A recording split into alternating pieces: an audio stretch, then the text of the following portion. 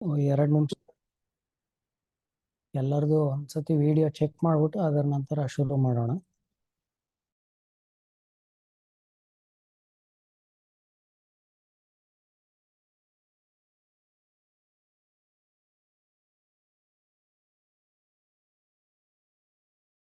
Okay.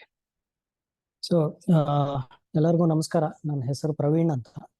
ನಾನು ಈ ಅನ್ವೇಷಣೆ ನರ್ಸರೀಸ್ ಆಫ್ ಟ್ಯಾಲೆಂಟ್ ಅಂತ ನಮ್ಮ ಕಾರ್ಯಕ್ರಮದಲ್ಲಿ ಗಣಿತ ಮತ್ತು ವಿಜ್ಞಾನ ವಿಷಯಕ್ಕೆ ಸಂಬಂಧಪಟ್ಟಂಗೆ ಕೆಲವು ತರಗತಿಗಳಲ್ಲಿ ನಾನು ಭಾಗವಹಿಸ್ತೇನೆ. ಇವತ್ತಿನ ತರಗತಿಯಲ್ಲಿ ಒಟ್ಟಾರೆ ಈ ಕಾರ್ಯಕ್ರಮ ಯಾಕೆ ಮಾಡ್ತಾ ಇದ್ವಿ, ಏನ್ ಮಾಡ್ತಾ ಇದೀವಿ, ಮತ್ತೆ ಯಾವ ವಿಷಯಗಳ ಬಗ್ಗೆ ನಾವು ಮುಂದಕ್ಕೆ ಈ ತರ ಒಂದು 15 ತರಗತಿಗಳಲ್ಲಿ ಏನ್ ಚರ್ಚೆ ಮಾಡ್ತೀವಿ ಅನ್ನೋದ್ರ ಬಗ್ಗೆ ಒಂದು ಸಂಕ್ಷಿಪ್ತವಾಗಿ ಒಂದು ಮಾಹಿತಿ ಕೊಡ್ತೇನೆ. ನನಗೆ ಬಹುಶಃ 30 ರಿಂದ 35 ನಿಮಿಷ ಸಮಯ ನಿಮ್ಮ ಜೊತೆ ಈ ವಿಚಾರಗಳು ಹಂಚ್ಕೊಳ್ಳೋಕೆ ಬೇಕಾಗತ್ತೆ. ಅದರ ನಂತರ ಈ ಕಾರ್ಯಕ್ರಮದ ಬಗ್ಗೆ ನಿಮ್ಗೆ ಏನಾದರೂ ಪ್ರಶ್ನೆಗಳಿದ್ರೆ ಮುಂದಕ್ಕೆ ಹೇಗೆ ನಡೆಯುತ್ತೆ ಅನ್ನೋದ್ರ ಬಗ್ಗೆ ಒಂದು 15 ರಿಂದ 20 ನಿಮಿಷ ಚರ್ಚೆ ಮಾಡೋಕ್ಕೆ ಅವಕಾಶ ಸಿಗತ್ತೆ. ಮೊದಲನೇ ತರಗತಿ ಅಂತ ಇವತ್ತು ನಾವು ವಿಜ್ಞಾನದ ಓವರ್ವ್ಯೂ ಅಂದ್ರೆ ವಿಜ್ಞಾನದ ವಿಷಯದಲ್ಲಿ ಈ 15 ತರಗತಿಗಳಲ್ಲಿ ಏನ್ ಮಾಡ್ತೀವಿ ಅಂತ ನಾವು ಚರ್ಚೆ ಮಾಡ್ತೀವಿ. ಅದೇ ರೀತಿಯಲ್ಲಿ ಇವತ್ತು ಸಂಜೆ 7 ಗಂಟೆಯಿಂದ 8 ಗಂಟೆವರೆಗೆ ಗಣಿತದ ವಿಷಯದಲ್ಲಿ ಇನ್ನೊಂದು ಒಂದು ಫಸ್ಟ್ ಸೆಷನ್ ಇವತ್ತು ಶುರು ಆಗುತ್ತೆ. ಈ ತರಗತಿಯಲ್ಲಿ ವಿಜ್ಞಾನ ಅಂತ ನಾವು ನೋಡಿದಾಗ 6ನೇ ತರಗತಿಯಿಂದ 10ನೇ ತರಗತಿವರೆಗೆ ನಾವು ಹಮ್ಮಿಕೊಂಡಿರೋ ಈ ಕಾರ್ಯಕ್ರಮಗಳಲ್ಲಿ ನಾವು 3 ಏಜ್ ಗ್ರೂಪ್ಗಳನ್ನು ತಗೊಂಡಿದ್ವಿ. 7ನೇ ತರಗತಿ ಮತ್ತು 8ನೇ ತರಗತಿ ಒಂದು ಗುಂಪು, 9ನೇ ತರಗತಿ ಒಂದು ಗುಂಪು, ಮತ್ತೆ 10ನೇ ತರಗತಿ ಒಂದು ಗುಂಪು. 10ನೇ ತರಗತಿಯವರೆಗೆ ಈಗಾಗಲೇ ಒಂದಷ್ಟು ಕ್ಲಾಸ್ಗಳು ನಡೆದಿದ್ದು ಅವರಿಗೆ ನಮ್ಮ ಸ್ಕಾಲರ್ಶಿಪ್ ಕಾರ್ಯಕ್ರಮಕ್ಕೆ ಆಯ್ಕೆ ಆಗಕ್ಕೆ ಮೊದಲನೇ ಪರೀಕ್ಷೆ ಈಗಾಗಲೇ ಹೋದ ಭಾನುವಾರ ಒಂದು ನಡೆದಿದೆ. ಮತ್ತೆ ಬರೋ ಭಾನುವಾರನೂ ಇನ್ನೊಂದು ಆನ್ಲೈನ್ ಪರೀಕ್ಷೆ ಇದೆ. 2ರಲ್ಲಿ ಯಾವುದಾದ್ರೂ ಒಂದರಲ್ಲಿ ಅವರು ಬರೆದಿದ್ರೆ ಸಾಕು. ಈ ಕೆಲವರು 2ನ್ನು ಬರೀತಾರೆ. ಯಾವುದು ಉತ್ತಮವಾದ ಸ್ಕೋರ್ ಇದೆಯೋ ಅದನ್ನ ನಾವು ಲೆಕ್ಕಕ್ಕೆ ತಗೊಂತೀವಿ. ನಿಮ್ಮ ಶಾಲೆಯಲ್ಲಿ ಯಾರಾದರೂ ವಿದ್ಯಾರ್ಥಿಗಳಿಗೆ ಇದ್ರ ಬಗ್ಗೆ ಮಾಹಿತಿ ಗೊತ್ತಿಲ್ಲದೆ ಇದ್ರೆ ಅವರನ್ನು ಈ ಭಾನುವಾರ ಪರೀಕ್ಷೆ ಬರೆಯುವಂತೆ ಎಂಕರೇಜ್ ಮಾಡಿ. ಈ 10ನೇ ತರಗತಿಯಲ್ಲಿ ಇರುವಂತ ವಿದ್ಯಾರ್ಥಿಗಳಿಗೆ ಒಟ್ಟು ನಮಗೆ ಹೋದ ವರ್ಷ ಒಂದು 20,000 ವಿದ್ಯಾರ್ಥಿಗಳು ಈ ಪರೀಕ್ಷೆಯಲ್ಲಿ ಭಾಗವಹಿಸಿದ್ರು. ಅದರಲ್ಲಿ ಒಂದು 125 ವಿದ್ಯಾರ್ಥಿಗಳಿಗೆ ನಾವು ಸಂಪೂರ್ಣವಾಗಿ PU ಎಜುಕೇಶನ್ ಏನಿದೆಯೋ ಅದು ಒಂದು ಉಚಿತವಾಗಿ ಮಾಡಿಕೊಡುವಂತ ಒಂದು ಪ್ರಯತ್ನ ನಡೆದಿದೆ. ಅದು ಈ ವರ್ಷವೂ ಮುಂದುವರಿಯುತ್ತೆ. ಈ ನರ್ಸರೀಸ್ ಆಫ್ ಟ್ಯಾಲೆಂಟ್ ಅಂತ ನಾವು ಏನು ಕಾರ್ಯಕ್ರಮ ಹಮ್ಮಿಕೊಂಡಿದೀವೋ ಈ ಸರಣಿಯಲ್ಲಿ ಅಂದ್ರೆ ಈ ಕಾರ್ಯಕ್ರಮಗಳಲ್ಲಿ 7, 8 ಒಂದು ಗುಂಪು ಮತ್ತೆ 9ನೇ ತರಗತಿಯವರಿಗೆ ಈ ಆನ್ಲೈನ್ ಕ್ಲಾಸ್ಗಳು ಇವತ್ತಿಂದ ಶುರು ಆಗ್ತಾ ಇದೆ. ಈ ಆನ್ಲೈನ್ ಕ್ಲಾಸ್ಗಳು ಏನಕ್ಕೆ ಅಂದ್ರೆ ನೀವು ಇರುವಂತ ಶಾಲೆಗಳಲ್ಲಿ ಎಲ್ಲಾ ವಿದ್ಯಾರ್ಥಿಗಳಿಗೂ ಟೆಕ್ಸ್ಟ್ ಬುಕ್ಗೆ ಸಂಬಂಧಪಟ್ಟಂಗೆ ಟೀಚರ್ಸು ಸ್ಕೂಲಲ್ಲಿ ಸುಮಾರು ವಿಷಯಗಳು ಹೇಳ್ಕೊಡ್ತಾರೆ. ಆದರೆ ನಮ್ಮ ಜೀವನದ ಗುರಿ ಏನಿದೆಯೋ ವಿಜ್ಞಾನದ ವಿಷಯದಲ್ಲಿ ನಾನು ನನ್ನ ವಿದ್ಯಾಭ್ಯಾಸವನ್ನು ಮುಂದುವರಿಸಬೇಕು ಅನ್ನೋದಾದ್ರೆ ನಮ್ಮ ದೇಶದ ಅತ್ಯುತ್ತಮ ಕಾಲೇಜುಗಳಿಗೆ ನಾನು ಹೋಗ್ಬೇಕಂದ್ರೆ ಕೆಲವು ಬಾರಿ ನಾವು ಒಂದು ಎಂಟ್ರೆನ್ಸ್ ಪರೀಕ್ಷೆಗಳು ಬರೆಯುವಂತ ಅಗತ್ಯ ಇರುತ್ತೆ. ಎಂಟ್ರೆನ್ಸ್ ಅಂದ್ರೆ ಈಗ ಯಾರೋ ಡಾಕ್ಟರ್ ಆಗ್ಬೇಕು ಅನ್ಕೊಂಡಿರೋರಿಗೆ ಮೆಡಿಕಲ್ ಎಂಟ್ರೆನ್ಸ್ ನೀಟ್ ಅಂತ ಕರೀತಾರೆ, ಆ ಪರೀಕ್ಷೆಯನ್ನು ಬರಿಬೇಕು. ಇಂಜಿನಿಯರಿಂಗ್ ಓದ್ಬೇಕು ಅನ್ಕೊಂಡಿರೋರು CETನೋ JEEನೋ ಈ ತರ ಪರೀಕ್ಷೆಗಳು ಬರಿಬೇಕು.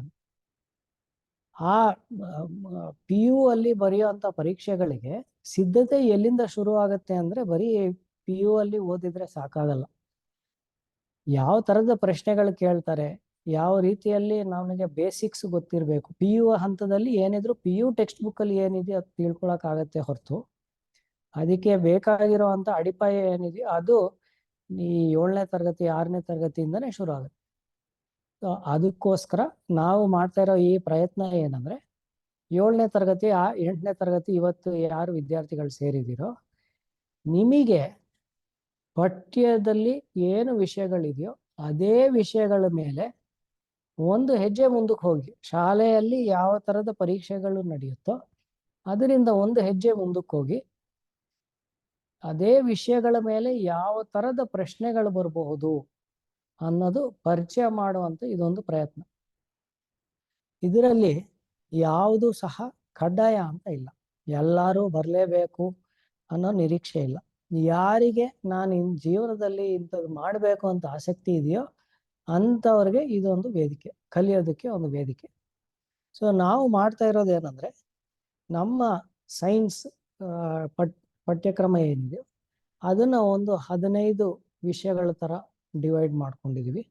ಅದೇ ರೀತಿಯಲ್ಲಿ ಗಣಿತದಲ್ಲಿ ಒಂದು 15 ವಿಷಯಗಳನ್ನು ಆಯ್ಕೆ ಮಾಡಿದ್ವಿ. ಇದು 7, 8 ಇಬ್ರು ಸಹ ಅಟೆಂಡ್ ಮಾಡಕ್ಕೆ ಅವಕಾಶ ಇರುತ್ತೆ.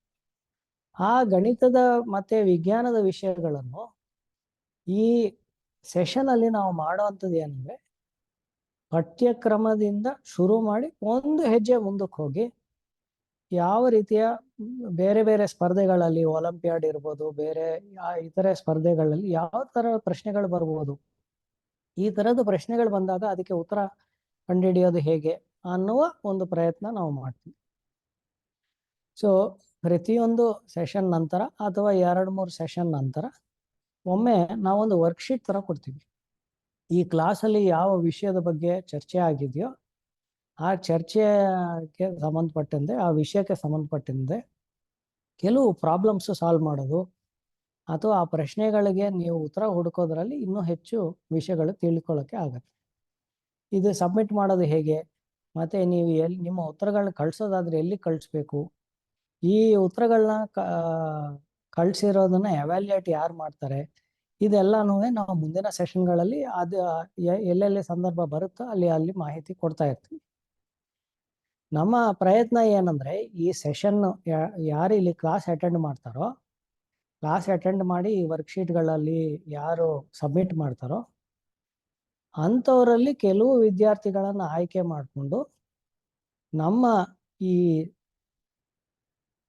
ಕ್ಯಾಂಪ್ಗಳು ಏನು ನಡೆಯುತ್ತೋ ಆ ಕ್ಯಾಂಪ್ ಅಲ್ಲಿ ಅವರಿಗೆ ಭಾಗವಹಿಸುವಂತೆ ಒಂದು ಅವಕಾಶವನ್ನು ಕೊಡಬೇಕು ಅಂತ ನಮ್ಮ ಯೋಚನೆ. ಸೊ ಯಾರನ್ನು ಕ್ಯಾಂಪ್ ಅಲ್ಲಿ ಭಾಗವಹಿಸ್ಬೇಕು ಅಂತ ಆಯ್ಕೆ ಬಂದಾಗ ಈ ಆರ್ಗನೈಸಿಂಗ್ ಟೀಮ್ ಕಡೆಯಿಂದ ಯಾರು ಆಯ್ಕೆ ಮಾಡಲ್ಲ.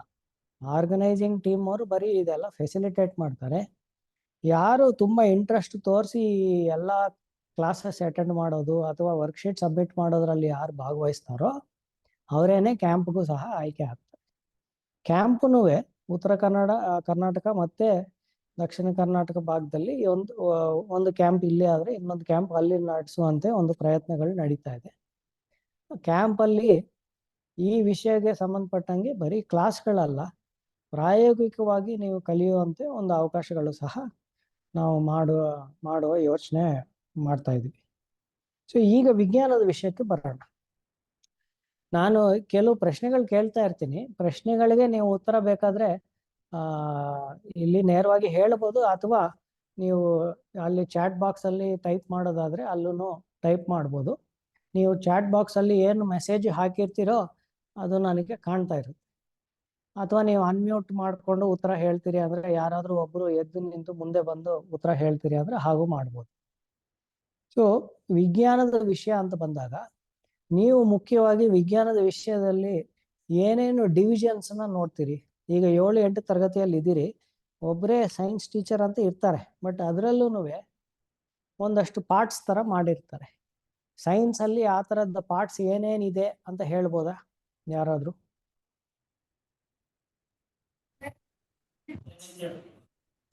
ಹೇಳಿ. ಜಮಖಂಡಿ ಶಾಲೆ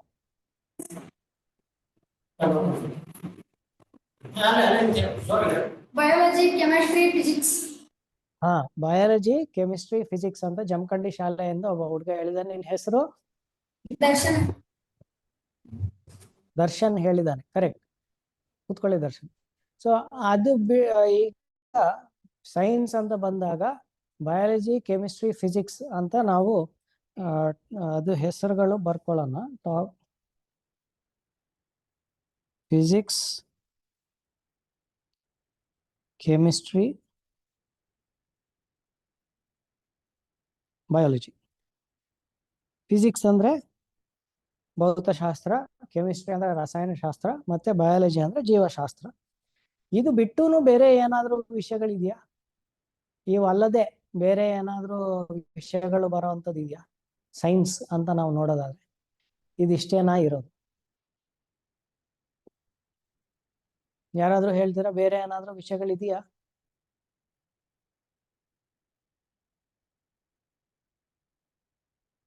ಓಕೆ, ಬಹುಶಃ ನಮಗೆ ಶಾಲೆ ಹಂತದಲ್ಲಿ ಅಂತ ನಾವು ನೋಡಾಗ ಇಷ್ಟೇನೆ ನಾವು ನೋಡುವಂಥದ್ದು ಫಿಸಿಕ್ಸ್, ಕೆಮಿಸ್ಟ್ರಿ ಮತ್ತೆ ಬಯಾಲಜಿ. ಆದ್ರೆ ಇದು ಇಲ್ಲಿಗೆ ನಿಲ್ಲಲ್ಲ. ಈಗ ನಾವು ಫಿಸಿಕ್ಸ್ ಅಂತ ತಗೊಂಡಿದ್ರೆ ಫಿಸಿಕ್ಸ್ ಅಲ್ಲಿ ಏನೇನು ಬರುತ್ತೆ ಅಂತ ನೀವು ಹೇಳ್ಬೋದಾ ಯಾರಾದ್ರೂ? ಫಿಸಿಕ್ಸ್ ಅಲ್ಲಿ ನಿಮಗೆ ಗೊತ್ತಿರುವಂತ ವಿಷಯಗಳು ಯಾವ್ದು? ಫಿಸಿಕ್ಸ್ ಅಂತ ಒಂದು ಸಬ್ಜೆಕ್ಟ್ ಅಂತ ತಗೊಂಡ್ರೆ ಅದರಲ್ಲಿ ನಾನು ಮತ್ತೆ ಡಿವೈಡ್ ಮಾಡಿ ಬರೆಯೋದಾದ್ರೆ ಇನ್ ಯಾವ ಬ್ರಾಂಚಸ್ ಬರುತ್ತೆ?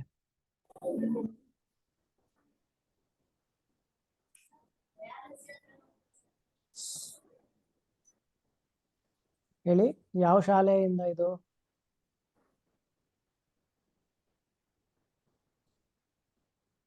ಓಕೆ, ಸೊ ಫಿಸಿಕ್ಸ್ ಅಲ್ಲಿ ನಾವು ಇಲ್ಲಿ ಮೊದಲನೇದಾಗಿ ಚಲನೆಯ ಬಗ್ಗೆ ನಾವು ಫಿಸಿಕ್ಸ್ ಅಲ್ಲಿ ಒಂದು ಓದ್ತೀವಿ, ಕರೆಕ್ಟಾ? ಸೊ ಅದನ್ನ ನಾವು ಚಲನೆಯ ಬಗ್ಗೆ, ಅದ್ರ ಮೇಲೆ ಆಗ್ತಾ ಇರುವಂತ ಬಲ, ಇದ್ರ ಬಗ್ಗೆ ನಮ್ಮಲ್ಲಿ ಒಂದಷ್ಟು ಮೋಷನ್ ಮತ್ತೆ ಫೋರ್ಸ್, ಪ್ರೆಷರ್, ಈ ತರ ಒಂದಷ್ಟು ಟಾಪಿಕ್ಸ್ ಇದೆ ನಮ್ಮ ಟೆಕ್ಸ್ಟ್ ಬುಕ್ ಅಲ್ಲಿ.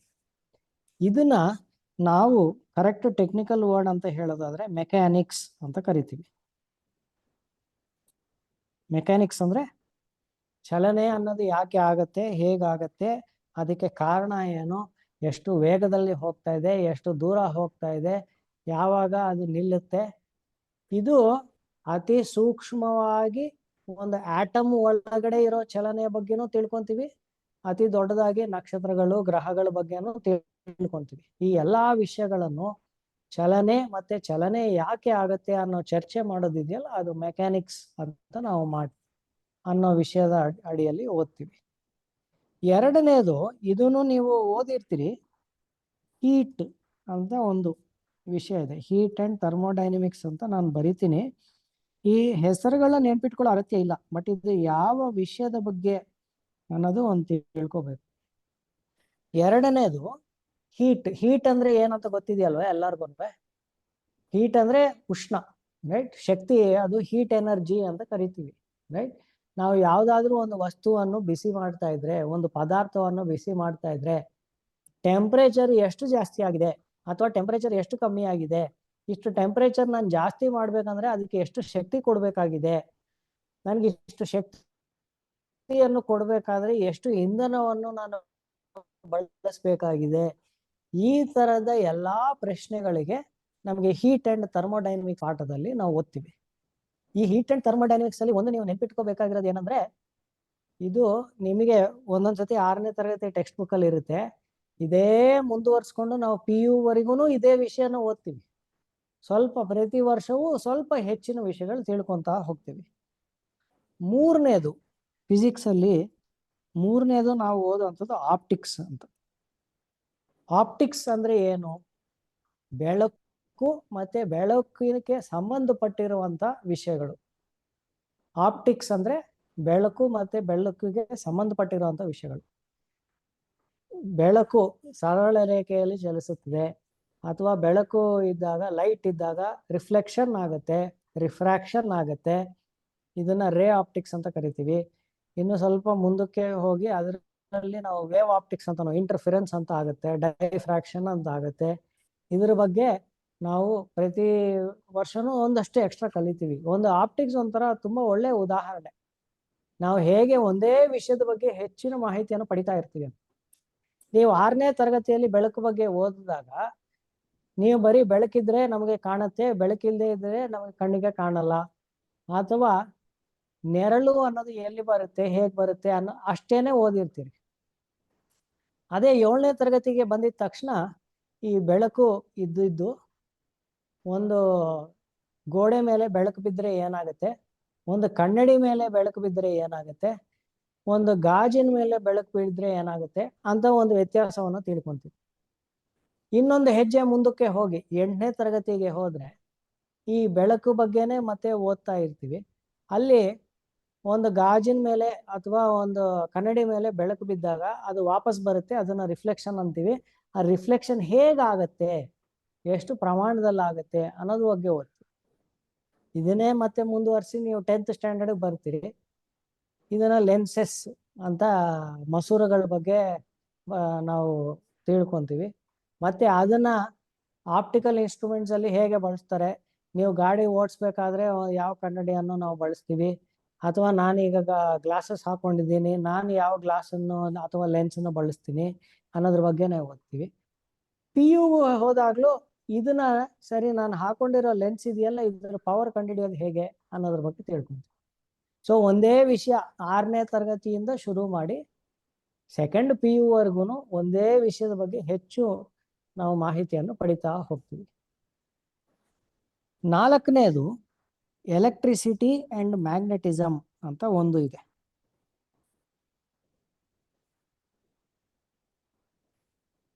ಫಿಸಿಕ್ಸ್ ಅಲ್ಲಿ 4ನೇ ವಿಷಯ ಎಲೆಕ್ಟ್ರಿಸಿಟಿ ಅಂಡ್ ಮ್ಯಾಗ್ನೆಟಿಸಮ್.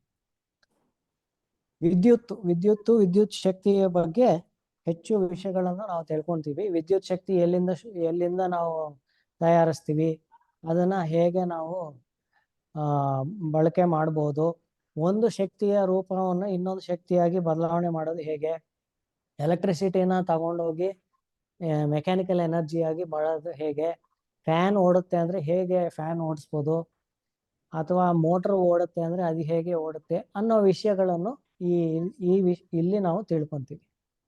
ಇದರಲ್ಲಿ ಒಂದು ವಿಶೇಷ ಏನಂದ್ರೆ ಪ್ರತಿಯೊಂದು ವಿಷಯಕ್ಕೆ ಇನ್ನೊಂದು ಟಾಪಿಕ್ ಜೊತೆಗೆ ಸಂಬಂಧ ಇರುತ್ತೆ. ಈಗ ಮೆಕ್ಯಾನಿಕ್ಸ್ ಅಲ್ಲಿ ನೀವು ಶಕ್ತಿಯ ಬಗ್ಗೆ, ಬಲದ ಬಗ್ಗೆ ಎಲ್ಲ ತಿಳ್ಕೊಂತೀರಿ. ಆ ಶಕ್ತಿಯನ್ನು ನಾನು ಎಲೆಕ್ಟ್ರಿಸಿಟಿಯಿಂದ ಹೇಗೆ ಪಡಿಬಹುದು ಅನ್ನೋದು ಎಲೆಕ್ಟ್ರಿಸಿಟಿ ವಿಷಯದಲ್ಲಿ ತಿಳ್ಕೊಂತೀರಿ. ಆ ಬಲವನ್ನು, ವಿದ್ಯುತ್ ಶಕ್ತಿಯನ್ನು ಬಳಸ್ಕೊಂಡು ಒಂದು ಫ್ಯಾನ್ ತಿರುಗಿಸ್ಬೇಕಂದ್ರೆ ಒಂದು ಬಲ ಬೇಕಲ್ಲ, ಒಂದು ಫೋರ್ಸ್ ಬೇಕು. ಆ ಫೋರ್ಸ್ ಎಲ್ಲಿಂದ ಬರುತ್ತೆ ಅನ್ನೋದು ನಾನು ಎಲೆಕ್ಟ್ರಿಸಿಟಿ ಮ್ಯಾಗ್ನೆಟಿಸಮ್ ಅಲ್ಲಿ ತಿಳ್ಕೊಬಹುದು. ಕೊನೆಯದು ಒಂದು ವಿಷಯ ಫಿಸಿಕ್ಸ್ ಅಲ್ಲಿ ಮಾಡರ್ನ್ ಫಿಸಿಕ್ಸ್ ಅಂತ ಕರಿತೀವಿ. ಈ ಮಾಡರ್ನ್ ಫಿಸಿಕ್ಸ್ ಅನ್ನೋದು ಒಂದು ಟಾಪಿಕ್ ಅಂತಲ್ಲ, ಇದು 20ನೇ ಶತಮಾನದಲ್ಲಿ ಹೊಸ ವಿಷಯಗಳು ಯಾವ್ದ್ಯಾವ್ದು ನಾವು ಕಂಡುಹಿಡಿದಿದೀವೋ, ಅಥವಾ ನೇಚರ್ ಬಗ್ಗೆ ನಾವು ಏನೇನೋ ವಿಷಯಗಳು ತಿಳ್ಕೊಂಡಿದೀವೋ ಅವೆಲ್ಲಾನು ಸೇರಿಸ್ಬಿಟ್ಟು ಒಟ್ಟಿಗೆ ಮಾಡರ್ನ್ ಫಿಸಿಕ್ಸ್ ಅಂತ ಕರೀತಾರೆ. ಸೊ ಮಾಡರ್ನ್ ಫಿಸಿಕ್ಸ್ ಅಂತ ಹೆಸರು ಎಲ್ಲಿ ನೀವು ನೋಡಿದ ತಕ್ಷಣ ನಿಮ್ಗೆ ತಲೆಗೆ ಬರ್ಬೇಕಾಗಿದ್ದೇನಂದ್ರೆ, ಇದು 20ನೇ ಶತಮಾನದಲ್ಲಿ ಏನೇನು ವಿಜ್ಞಾನಿಗಳು ಕಂಡುಹಿಡ್ತಿದ್ದೀರೋ ಅದೆಲ್ಲಾನು ಸೇರಿಸ್ಬಿಟ್ಟು ಮಾಡರ್ನ್ ಫಿಸಿಕ್ಸ್ ಅಂತ ಕರೀತಾರೆ ಅಂತ. ಏನೇನ್ ಕಂಡುಹಿಡಿದಿದ್ದಾರೆ, ಒಂದು ಆಟಮ್ ಅಂತ ತಗೊಂಡಿದ್ರೆ ಆ ಆಟಮ್ ಅನ್ನ ಡಿವೈಡ್ ಮಾಡಿದ್ರೆ ಏನಿದೆ ಅಂತ ಅಟಾಮಿಕ್ ಸ್ಟ್ರಕ್ಚರ್ ಅನ್ನೋದು 20ನೇ ಶತಮಾನದಲ್ಲಿ ತಿಳ್ಕೊಂಡಿದ್ದಾರೆ. ಅಥವಾ ನ್ಯೂಕ್ಲಿಯಸ್ ಅಂತ ತಗೊಂಡ್ರೆ ನ್ಯೂಕ್ಲಿಯಸ್ ಹೇಗೆ ಕೆಲಸ ಮಾಡುತ್ತೆ, ರೇಡಿಯೋ ಆಕ್ಟಿವಿಟಿ ಅನ್ನೋದು ಎಲ್ಲಿಂದ ಬರುತ್ತೆ ಅನ್ನೋದು ಅಲ್ಲೇ ಕಂಡುಹಿಡಿದಿದ್ದಾರೆ. ನಿಮಗೆ ಈಗ ಫೋನ್ ಯೂಸ್ ಮಾಡ್ತೀರಿ, ನಾವು ಟಿವಿ ಇರ್ಬೋದು, ಲ್ಯಾಪ್ಟಾಪ್ ಇರ್ಬೋದು, ಎಲ್ಲಾನು ಎಲೆಕ್ಟ್ರಾನಿಕ್ಸ್ ಅಂತ ಕರಿತೀವಿ. ಈ ಎಲೆಕ್ಟ್ರಾನಿಕ್ಸ್ ಅನ್ನೋ ವಿಷಯವು 20ನೇ ಶತಮಾನದಲ್ಲೇ ಉದ್ಭವ ಆಗಿತ್ತು. ಸೊ ಇವೆಲ್ಲಾನು ಈ ತರದ 20ನೇ ಶತಮಾನದಲ್ಲಿ ನಾವು ಕಂಡುಹಿಡಿದಿರುವಂತ ಎಲ್ಲ ಫಿಸಿಕ್ಸ್ ಅನ್ನು ನಾವು ಮಾಡರ್ನ್ ಫಿಸಿಕ್ಸ್ ಅಂತ ಕರಿತೀವಿ. ಸೊ ಇಲ್ಲಿಗೆ ಫಿಸಿಕ್ಸ್ ಅಂತ ಬಂದಾಗ 5 ವಿಷಯಗಳಲ್ಲಿ ನಾವು ಡಿವೈಡ್ ಮಾಡಬಹುದು. ಓಕೆ, ನಾನು ಇಲ್ಲಿ 1 ನಿಮಿಷ ವೇಟ್ ಮಾಡ್ತೀನಿ. ಇಲ್ಲಿವರೆಗೆ ನಾನು ಪರಿಚಯ ಮಾಡಿರುವಂತ ಹೆಸರುಗಳ ಬಗ್ಗೆ ಏನಾದರೂ ಪ್ರಶ್ನೆ ಇದ್ರೆ ಯಾರಾದ್ರೂ ಕೇಳ್ಬೋದು.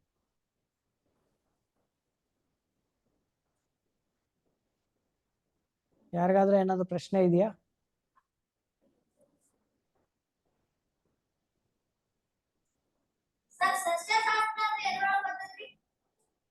ನೀನ್ ಸ್ವಲ್ಪ ಇನ್ನೊಂದ್ಸತಿ ರಿಪೀಟ್ ಮಾಡ್ತೀಯಾ? ನನಗೆ ಸರಿಯಾಗಿ ಅರ್ಥ ಆಗಿರ್ಲಿಲ್ಲ ಪ್ರಶ್ನೆ.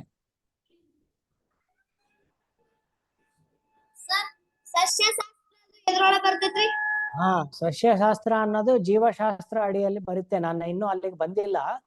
ನಾನೀಗ ಸದ್ಯಕ್ಕೆ ಭೌತಶಾಸ್ತ್ರದ ಬಗ್ಗೆ ಮಾತ್ರ ಇಲ್ಲಿವರೆಗೆ ಹೇಳಿದ್ದು. ಸಸ್ಯಗಳ ಬಗ್ಗೆ ನಾವು ಮುಂದಕ್ಕೆ ಮತ್ತೆ ನಾನು ಅದು ವಿಷಯ ತಿಳಿಸ್ಕೊಡ್ತೀನಿ ಅಲ್ಲಿ. Okay sir, thank you. Thank you. So ಇನ್ನೇನಾದ್ರೂ ಪ್ರಶ್ನೆ ಇದೆಯಾ? ಭೌತಶಾಸ್ತ್ರದ ಬಗ್ಗೆ ನಾವೀಗ 5 ವಿಷಯಗಳನ್ನ ನಾನು ಇಲ್ಲಿ ಹೇಳಿದ್ದೀನಿ. ಇಲ್ಲೇನಾದ್ರೂ ಪ್ರಶ್ನೆ ಇದೆಯಾ?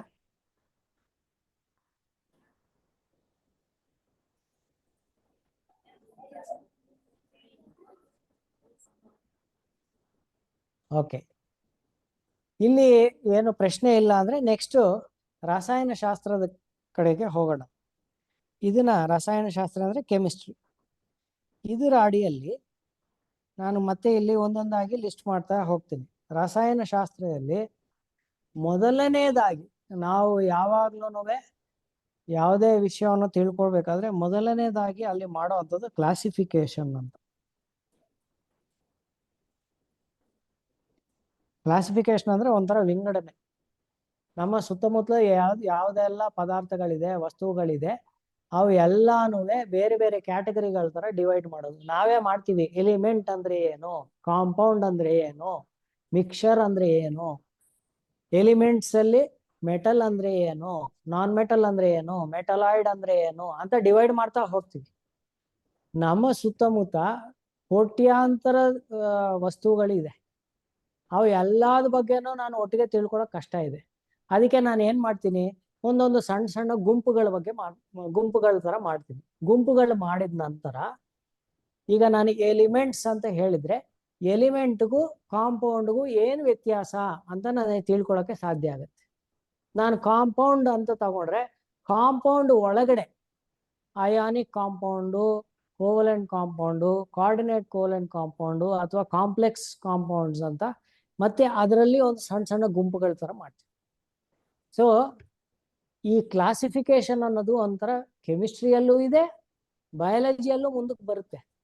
ಬಟ್ ನಮ್ಮ ಸುತ್ತಮುತ್ತ ಏನೆಲ್ಲ ಇದೆಯೋ ಅದನ್ನ ನಾವು ಸಣ್ಣ ಸಣ್ಣ ಗುಂಪುಗಳ ತರ ಡಿವೈಡ್ ಮಾಡುವಂತ ಪ್ರಯತ್ನ ಇದೆಯಲ್ಲ, ಅದು ಕ್ಲಾಸಿಫಿಕೇಶನ್ ಅಂತ. ಅದು ಮೊದಲನೇ ವಿಷಯ ನಾವು ತಿಳ್ಕೊಳ್ಳೋಂಥದ್ದು. ಎರಡನೇದು ಇದನ್ನ ಫಿಸಿಕಲ್ ಕೆಮಿಸ್ಟ್ರಿ ಅಂತ ಕರಿತೀವಿ.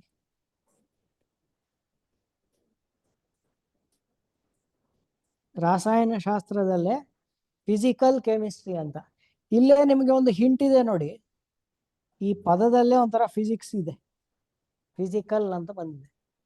ಇದು ಫಿಸಿಕ್ಸ್ ಅಲ್ಲಿ ನಾವು ಏನ್ ಕಲಿತೀವೋ ಅವನ್ನು ಬಳಸ್ಕೊಂಡು ನಮ್ಮ ಸುತ್ತಮುತ್ತ ಇರುವಂತ ನಡೀತಾ ಇರುವಂತ ಪ್ರಕ್ರಿಯೆಗಳ ಬಗ್ಗೆ ಅರ್ಥ ಮಾಡ್ಕೊಳ್ಳುವಂತ ಒಂದು ಶಾಸ್ತ್ರ ಇದು ಫಿಸಿಕಲ್ ಕೆಮಿಸ್ಟ್ರಿ ಅಂತ.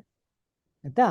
ಇದರಲ್ಲಿ ಏನೇನು ಬರುತ್ತೆ ಅಂತ ನೀವು ನೋಡಿದ್ರೆ ಮತ್ತೆ ಅದೇ ಬರುತ್ತೆ. ಮಾಡರ್ನ್ ಫಿಸಿಕ್ಸ್ ಅಲ್ಲಿ ಆಟಮ್ ನ ಸ್ಟ್ರಕ್ಚರ್ ಬಗ್ಗೆ ಕಲ್ತಿದ್ದೀರಿ, ಅದು ಇಲ್ಲಿ ಫಿಸಿಕಲ್ ಕೆಮಿಸ್ಟ್ರಿಯಲ್ಲಿ ಬರುತ್ತೆ. ಅಲ್ಲಿ ಹೀಟ್ ಅಂಡ್ ಥರ್ಮೋಡೈನಮಿಕ್ಸ್ ಅಂತ ಫಿಸಿಕ್ಸ್ ಅಲ್ಲಿ ಕಲ್ತಿದ್ದೀರಿ, ಅದು ಇಲ್ಲಿ ಕೆಮಿಕಲ್ ಥರ್ಮೋಡೈನಮಿಕ್ಸ್ ಅಂತ ಬರುತ್ತೆ. ಸೊ ಫಿಸಿಕ್ಸ್ ಅಲ್ಲಿ ಯಾವ ಅಂಶಗಳು, ಅಥವಾ ನೀವು ನೋಡಿ ಫಿಸಿಕ್ಸ್ ಅಲ್ಲಿ ಎಲೆಕ್ಟ್ರಿಸಿಟಿ ಬಗ್ಗೆ ಕಲ್ತಿದ್ದೀರಿ, ಅದನ್ನ ಫಿಸಿಕಲ್ ಕೆಮಿಸ್ಟ್ರಿಯಲ್ಲಿ ನಾವು ಎಲೆಕ್ಟ್ರೋ ಕೆಮಿಸ್ಟ್ರಿ ಅಂತ ಕಲಿತೀವಿ. ಸೊ ಫಿಸಿಕ್ಸ್ ಅಲ್ಲಿ ಯಾವ ತತ್ವಗಳ ಬಗ್ಗೆ ನೀವು ಕಲಿತೀರೋ ಅದನ್ನು ಬಳಸಿಕೊಂಡು ನಾವು ರಾಸಾಯನಶಾಸ್ತ್ರವನ್ನು ಅರ್ಥ ಮಾಡ್ಕೊಳ್ಳುವಂತ ಪ್ರಯತ್ನ ಏನ್ ನಡೀತೋ ಅದನ್ನ ನಾವು ಫಿಸಿಕಲ್ ಕೆಮಿಸ್ಟ್ರಿ ಅಂತ ಕರಿತೀವಿ. ಮೂರನೇದು ಇನ್ಆರ್ಗ್ಯಾನಿಕ್ ಕೆಮಿಸ್ಟ್ರಿ. ಮೂರನೇದು ಇನ್ಆರ್ಗ್ಯಾನಿಕ್ ಕೆಮಿಸ್ಟ್ರಿ ಅಂತ. ಈ ಇನ್ಆರ್ಗ್ಯಾನಿಕ್ ಕೆಮಿಸ್ಟ್ರಿ ಅನ್ನೋದು ಬರೀ ಸೆಪರೇಟ್ ಆಗಿ ನೋಡಿದ್ರೆ ಸ್ವಲ್ಪ ನಮಗೆ ಅರ್ಥ ಮಾಡ್ಕೊಳ್ಳೋಕೆ ಕಷ್ಟ ಆಗುತ್ತೆ. ಸೊ ನಾಲ್ಕನೇದು ಹೇಳಿ ಆಮೇಲೆ ಎರಡಕ್ಕೂ ವ್ಯತ್ಯಾಸ ನಾನು ಹೇಳ್ತೀನಿ. ನಾಲ್ಕನೇದು ಬಂದು ಆರ್ಗ್ಯಾನಿಕ್ ಕೆಮಿಸ್ಟ್ರಿ.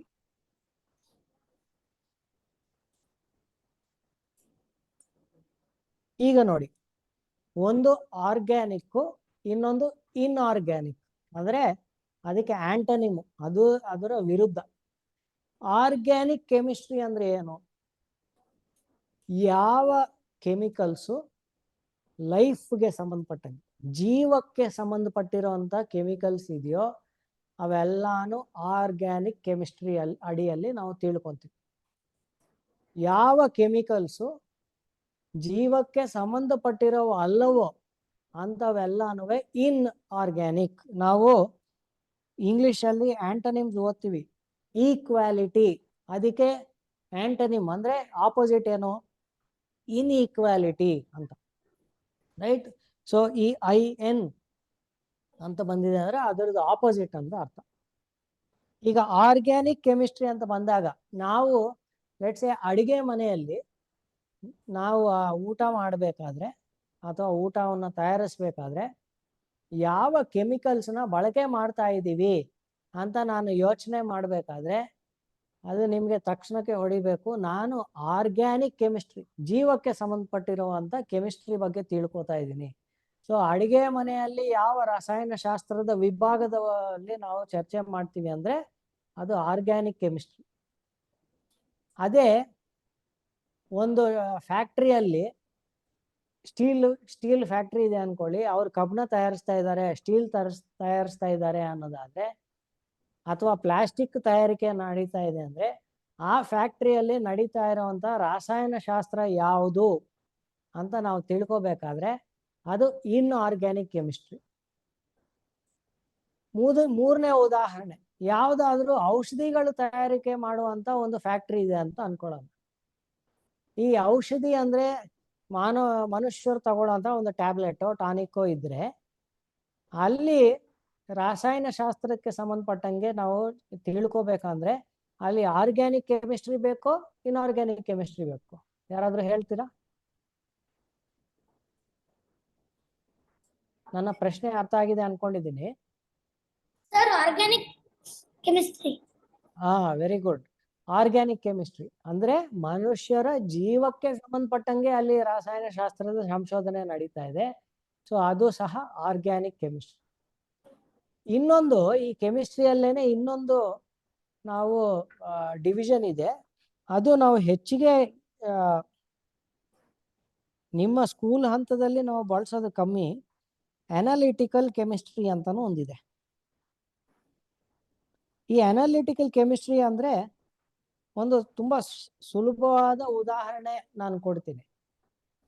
ನೀವು ಆಸಿಡ್ ಅಂತ ಒಂದು ಕೆಮಿಕಲ್ನ ಗುರುತಿಸೋದು ಹೇಗೆ ಅಂತ ನಾನು ಪ್ರಶ್ನೆ ಕೇಳಿದ್ರೆ ಏನ್ ಹೇಳ್ತೀರಿ? ಒಂದು ಕೆಮಿಕಲ್ ಕೊಟ್ಟಿದ್ದೀನಿ, ನೋಡಕ್ಕೆ ನೀರ್ ತರಾನೇ ಇದೆ, ಬಟ್ ಇದು ಆಸಿಡೋ ಬೇಸೋ ಕಂಡಿಡೀರಿ ಅಂತ ನಾನು ಕೇಳಿದ್ರೆ ಏನ್ ಮಾಡ್ತೀರಿ ನೀವು?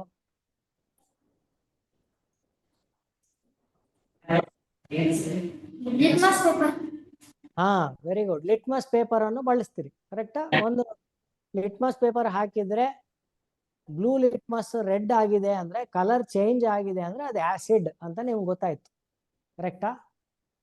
ಸೊ ಅದರಲ್ಲಿ ಇರುವಂತ ವಸ್ತು ಯಾವುದು?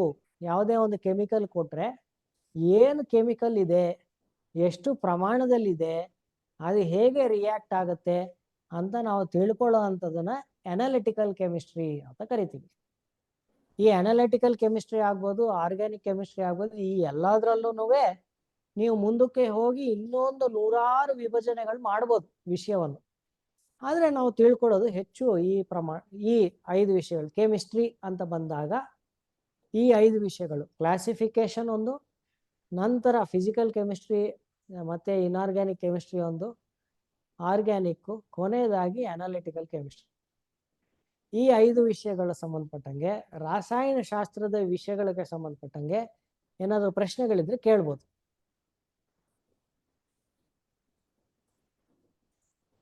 ನಿಮ್ಮ ಟೆಕ್ಸ್ಟ್ ಬುಕ್ ಅಲ್ಲಿ ನಾನು ಇಂಥದ್ದು ಓದ್ತಾ ಇದ್ದೆ ಸರ್, ಬಟ್ ಇದು ಎಲ್ಲೋ ನೀವು ಲಿಸ್ಟ್ ಅಲ್ಲಿ ಬಂದಿಲ್ಲ ಅಂದ್ರೆ ಆ ತರದ ಪ್ರಶ್ನೆಗಳು ಕೇಳ್ಬೋದು.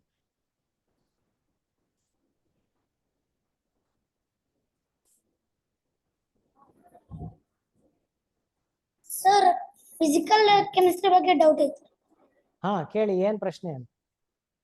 ಸರ್, ಮೀನಿಂಗ್ ಏನಾಗುತ್ತೆ ಅದರದ್ದು? ಓಕೆ, ಫಿಸಿಕಲ್ ಕೆಮಿಸ್ಟ್ರಿ ಅಂದ್ರೆ ನಾನು ಮೊದಲು ಒಂದು ಸತಿ ಹೇಳಿದ್ದೆ, ಫಿಸಿಕ್ಸ್ ಅಲ್ಲಿ ಅಂದ್ರೆ ಭೌತಶಾಸ್ತ್ರದಲ್ಲಿ ಏನು ತತ್ವಗಳು ಕಲಿತೀವೋ ಆ ತತ್ವಗಳನ್ನು ಬಳಸ್ಕೊಂಡು ನಾವು ರಾಸಾಯನಶಾಸ್ತ್ರದಲ್ಲಿ ನಾವು ಬಳಸಿ ಅಲ್ಲಿ ಅರ್ಥಕೊಳ್ಳುವಂತ ಪ್ರಯತ್ನ ನಡೀತಾ ಇದೆ. ಅದನ್ನ ಫಿಸಿಕಲ್ ಕೆಮಿಸ್ಟ್ರಿ ಅಂತ ಕರಿತೀವಿ ಅಂತ. 2 ಉದಾಹರಣೆ ಕೊಡ್ತೇನೆ ನಾನು ಗಾಡಿ ಓಡಿಸ್ತಾ ಇದ್ದೀನಿ ಅನ್ಕೊಳ್ಳಿ, ಒಂದು ಪೆಟ್ರೋಲ್ ಗಾಡಿ. ಅದರಲ್ಲಿ ನಾನು ಎಷ್ಟು ಪೆಟ್ರೋಲ್ ಹಾಕಿದ್ರೆ ಎಷ್ಟು ಕಿಲೋಮೀಟರ್ಗಳ ದೂರ ಹೋಗಬಹುದು ಅಂತ ನಾನು ತಿಳ್ಕೊಬೇಕಾದ್ರೆ, ಪೆಟ್ರೋಲ್ ಅನ್ನು ನಾನು ಆಕ್ಸಿಜನ್ ಜೊತೆಗೆ ರಿಯಾಕ್ಟ್ ಮಾಡಿ ಅದರಿಂದ ಶಕ್ತಿ ಪಡೆಯೋದಿದೆಯಲ್ಲ, ಅದು ಒಂದು ರಾಸಾಯನಿಕ ಪ್ರಕ್ರಿಯೆ, ಹೌದಲ್ವಾ? ಕೆಮಿಕಲ್ ಚೇಂಜ್ ಅಂತ ನಾವು ಕರಿತೀವಿ. ಆ ರಾಸಾಯನಿಕ ಪ್ರಕ್ರಿಯೆಯಿಂದ ಎಷ್ಟು ಶಕ್ತಿ ಬರುತ್ತೆ, ಆ ಶಕ್ತಿಯಿಂದ ನಾನು ಎಷ್ಟು ದೂರ ಹೋಗೋದು ಅನ್ನೋದು ಮುಂದಕ್ಕೆ ಫಿಸಿಕ್ಸ್ ಲೆಕ್ಕಾಚಾರ ಎಲ್ಲ, ಬಟ್ ಆ ರಾಸಾಯನಿಕ ಪ್ರಕ್ರಿಯೆ ಬಗ್ಗೆ ತಿಳ್ಕೊಳ್ಳೋದಕ್ಕೆ ಮತ್ತೆ ನನಗೆ ಎಷ್ಟು ಶಕ್ತಿಯನ್ನು ಅದರಿಂದ ಪಡಿಬಹುದು ಅಂತ ಅರ್ಥಕೊಳ್ಳೋದಿದೆಯಲ್ಲ, ಅದು ಫಿಸಿಕಲ್ ಕೆಮಿಸ್ಟ್ರಿ ಅಡಿಯಲ್ಲೇ ಬರುತ್ತೆ. ಅದು ಒಂದನೇದು ಉದಾಹರಣೆ. ಎರಡನೇ ಉದಾಹರಣೆ, ನಿಮಗೆ ಒಂದು ಬ್ಯಾಟ್ರಿ ಕೊಟ್ಟಿದ್ದಾರೆ ಅನ್ಕೊಳ್ಳಿ. ಆ ಬ್ಯಾಟ್ರಿಯಲ್ಲಿ ಎಷ್ಟು ಚಾರ್ಜ್ ಇಡ್ಸುತ್ತೆ, ಎಷ್ಟು ಚಾರ್ಜಿಂಗ್ ನಾನು ಮಾಡಬಹುದು ಅಂತ ತಿಳ್ಕೊಳ್ಳೋದು, ಅದು ಸಹ ಕೆಮಿಸ್ಟ್ರಿ ಅಡಿಯಲ್ಲೇ ಬರುತ್ತೆ, ಫಿಸಿಕ್ಸ್ ಅಲ್ಲ. ಯಾಕಂದ್ರೆ ಅದ್ರ ಒಳಗೆ ಇರೋ ಕೆಮಿಕಲ್ಗೆ ಎಷ್ಟು ಸಾಮರ್ಥ್ಯ ಇದೆ ಅಂತ ನಾವು ತಿಳ್ಕೊಳ್ಳೋದು ಆ ಕೆಮಿಕಲ್ ಆಧಾರಿತವಾಗಿ. ಸೊ ಫಿಸಿಕ್ಸ್ ಅಲ್ಲಿ ನಾವು ಎಷ್ಟು ಚಾರ್ಜು, ಎಷ್ಟು ಸಮಯ ಅನ್ನೋದೆಲ್ಲ ಫಿಸಿಕ್ಸ್ ಅಲ್ಲಿ ಲೆಕ್ಕ ಹಾಕಿದ್ರು ಆ ಕೆಮಿಕಲ್ ಬಗ್ಗೆ ತಿಳ್ಕೊಂಡು ಆ ಕೆಮಿಕಲ್ ಎಷ್ಟು ಚಾರ್ಜ್ ಅನ್ನ ಹಿಡಿದು ಇಟ್ಕೊಳ್ಳೋ ಸಾಮರ್ಥ್ಯ ಇದೆ ಅನ್ನೋದು ನಾವು ಫಿಸಿಕಲ್ ಕೆಮಿಸ್ಟ್ರಿಯಲ್ಲೇ ಓದ್ತೀವಿ. ಸೊ ಫಿಸಿಕ್ಸ್ ಅಲ್ಲಿ ತಿಳ್ಕೊಂಡಿರುವಂತ ತತ್ವಗಳನ್ನು ಬಳಸ್ಕೊಂಡು ರಾಸಾಯನಿಕ ಪ್ರಕ್ರಿಯೆಗಳ ಬಗ್ಗೆ ನಾವು ತಿಳ್ಕೊಂಡ್ರೆ ಅದನ್ನ ನಾವು ಫಿಸಿಕಲ್ ಕೆಮಿಸ್ಟ್ರಿ ಅಂತ ಕರಿತೀವಿ. Thank you sir. Good, thank you. ಬೇರೆ ಏನಾದರೂ ಪ್ರಶ್ನೆಗಳಿದೆಯಾ?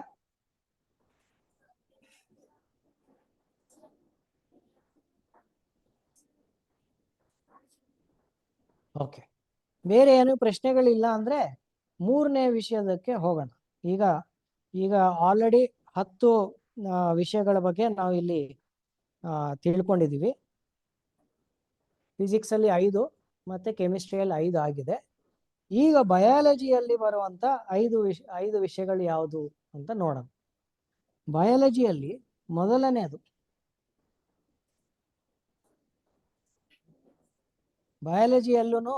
ಮೊದಲನೆಯದು classification.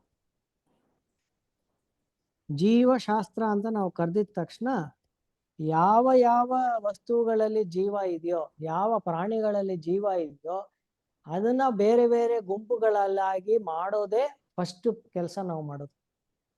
Animal Kingdom, plant Kingdom ಅಂತ ನಾವು ಸೆಪರೇಟ್ ಮಾಡ್ತೀವಲ್ಲ, ಕಾರ್ಡೇಟ್ಸ್ ಅಂತ ಸೆಪರೇಟ್ ಮಾಡ್ತೀವಲ್ಲ, ಅಥವಾ ಆನಿಮಲ್ ಕಿಂಗ್ಡಮ್ ಅಲ್ಲಿ ವರ್ಟಿಬ್ರೇಟ್ಸ್, ಇನ್ವರ್ಟಿಬ್ರೇಟ್ಸ್ ಅಂತ ಸೆಪರೇಟ್ ಮಾಡ್ತೀವಲ್ಲ, ಅಥವಾ ಪ್ಲಾಂಟ್ ಕಿಂಗ್ಡಮ್ ಅಲ್ಲಿ ಆಂಜಿಯೋಸ್ಪರ್ಮ್ಸ್, ಜಿಮ್ನೋಸ್ಪರ್ಮ್ಸ್ ಅಂತ ಸೆಪರೇಟ್ ಮಾಡ್ತೀವಿ. ಏನೇನು ಈ ತರದ ಗುಂಪುಗಳಾಗಿ ನಾವು ಡಿವೈಡ್ ಮಾಡುವಂತ ಕೆಲಸ ಇದೆಯೋ ಅದು ಸೇಮ್ ಕ್ಲಾಸಿಫಿಕೇಶನ್. ಅದೇ ಮೊದಲನೇ ವಿಷಯ. ಇನ್ಫ್ಯಾಕ್ಟ್ ಕೆಮಿಸ್ಟ್ರಿಯಲ್ಲಿ ನೋಡಿ, ಎಲಿಮೆಂಟ್, ಕಾಂಪೌಂಡ್, ಮಿಕ್ಸರ್ಸ್ ಅಂತ ನಾವು ಏನು ಸೆಪರೇಟ್ ಮಾಡ್ತಾ ಇದೀವೋ, ಎಲಿಮೆಂಟ್ಸ್ ಒಳಗಡೆ ಮೆಟಲ್ಸ್, ನಾನ್ ಮೆಟಲ್ಸ್ ಅಂತ ಏನು ಕ್ಲಾಸಿಫೈ ಮಾಡ್ತಾ ಇದೀವೋ ಅದೇ ರೀತಿಯಲ್ಲಿ ಬಯಾಲಜಿಯಲ್ಲೂ ಸಹ ಕ್ಲಾಸಿಫಿಕೇಶನ್ ಅನ್ನೋದು ಒಂದು ನಾವು ಫಸ್ಟ್ ಮಾಡೋದೇ ಅದು ಕೆಲಸ. ನೆಕ್ಸ್ಟು ಈ ಕ್ಲಾಸಿಫಿಕೇಶನ್ ಆದಮೇಲೆ ಈ ಪ್ರಾಣಿಗಳೆಲ್ಲ ಎಲ್ಲಿಂದ ಬಂದಿದ್ದಾವೆ ಅಂತ ತಿಳ್ಕೊಳ್ಳೋ ಒಂದು ಪ್ರಯತ್ನ, ಇದನ್ನ ಎವಲ್ಯೂಷನ್ ಅಂತ ಕರಿತೀವಿ. ನಾವು ಆಲ್ರೆಡಿ ಮಾತಾಡಿರ್ತೀವಿ, ಮೊದಲನೇ ಜೀವ ಅನ್ನೋದು ಭೂಮಿ ಮೇಲೆ ನೀರೊಳಗೆ ಶುರುವಾಗಿತ್ತು. ನೀರಿಂದ ಬೇರೆ ಬೇರೆ ರೂಪಗಳಲ್ಲಿ ಬದಲಾವಣೆ ಆಗಿ ಅದು ಭೂಮಿ ಮೇಲೆ ಬಂತು. ಭೂಮಿ ಮೇಲೇನೂ 4 ಪ್ರಾಣಿಗಳು, 4 ಕಾಲಿರುವಂತ ಪ್ರಾಣಿಗಳಿಂದ ಮನುಷ್ಯರು ಬಂದಿದ್ರು ಅಂತ ನಾವು ಈ ಕಥೆಯನ್ನು ಕೇಳಿಸ್ಕೊತೀವಲ್ಲ, ಇದನ್ನೇ ಎವಲ್ಯೂಷನ್ ಅಂತ ಕರಿತೀವಿ.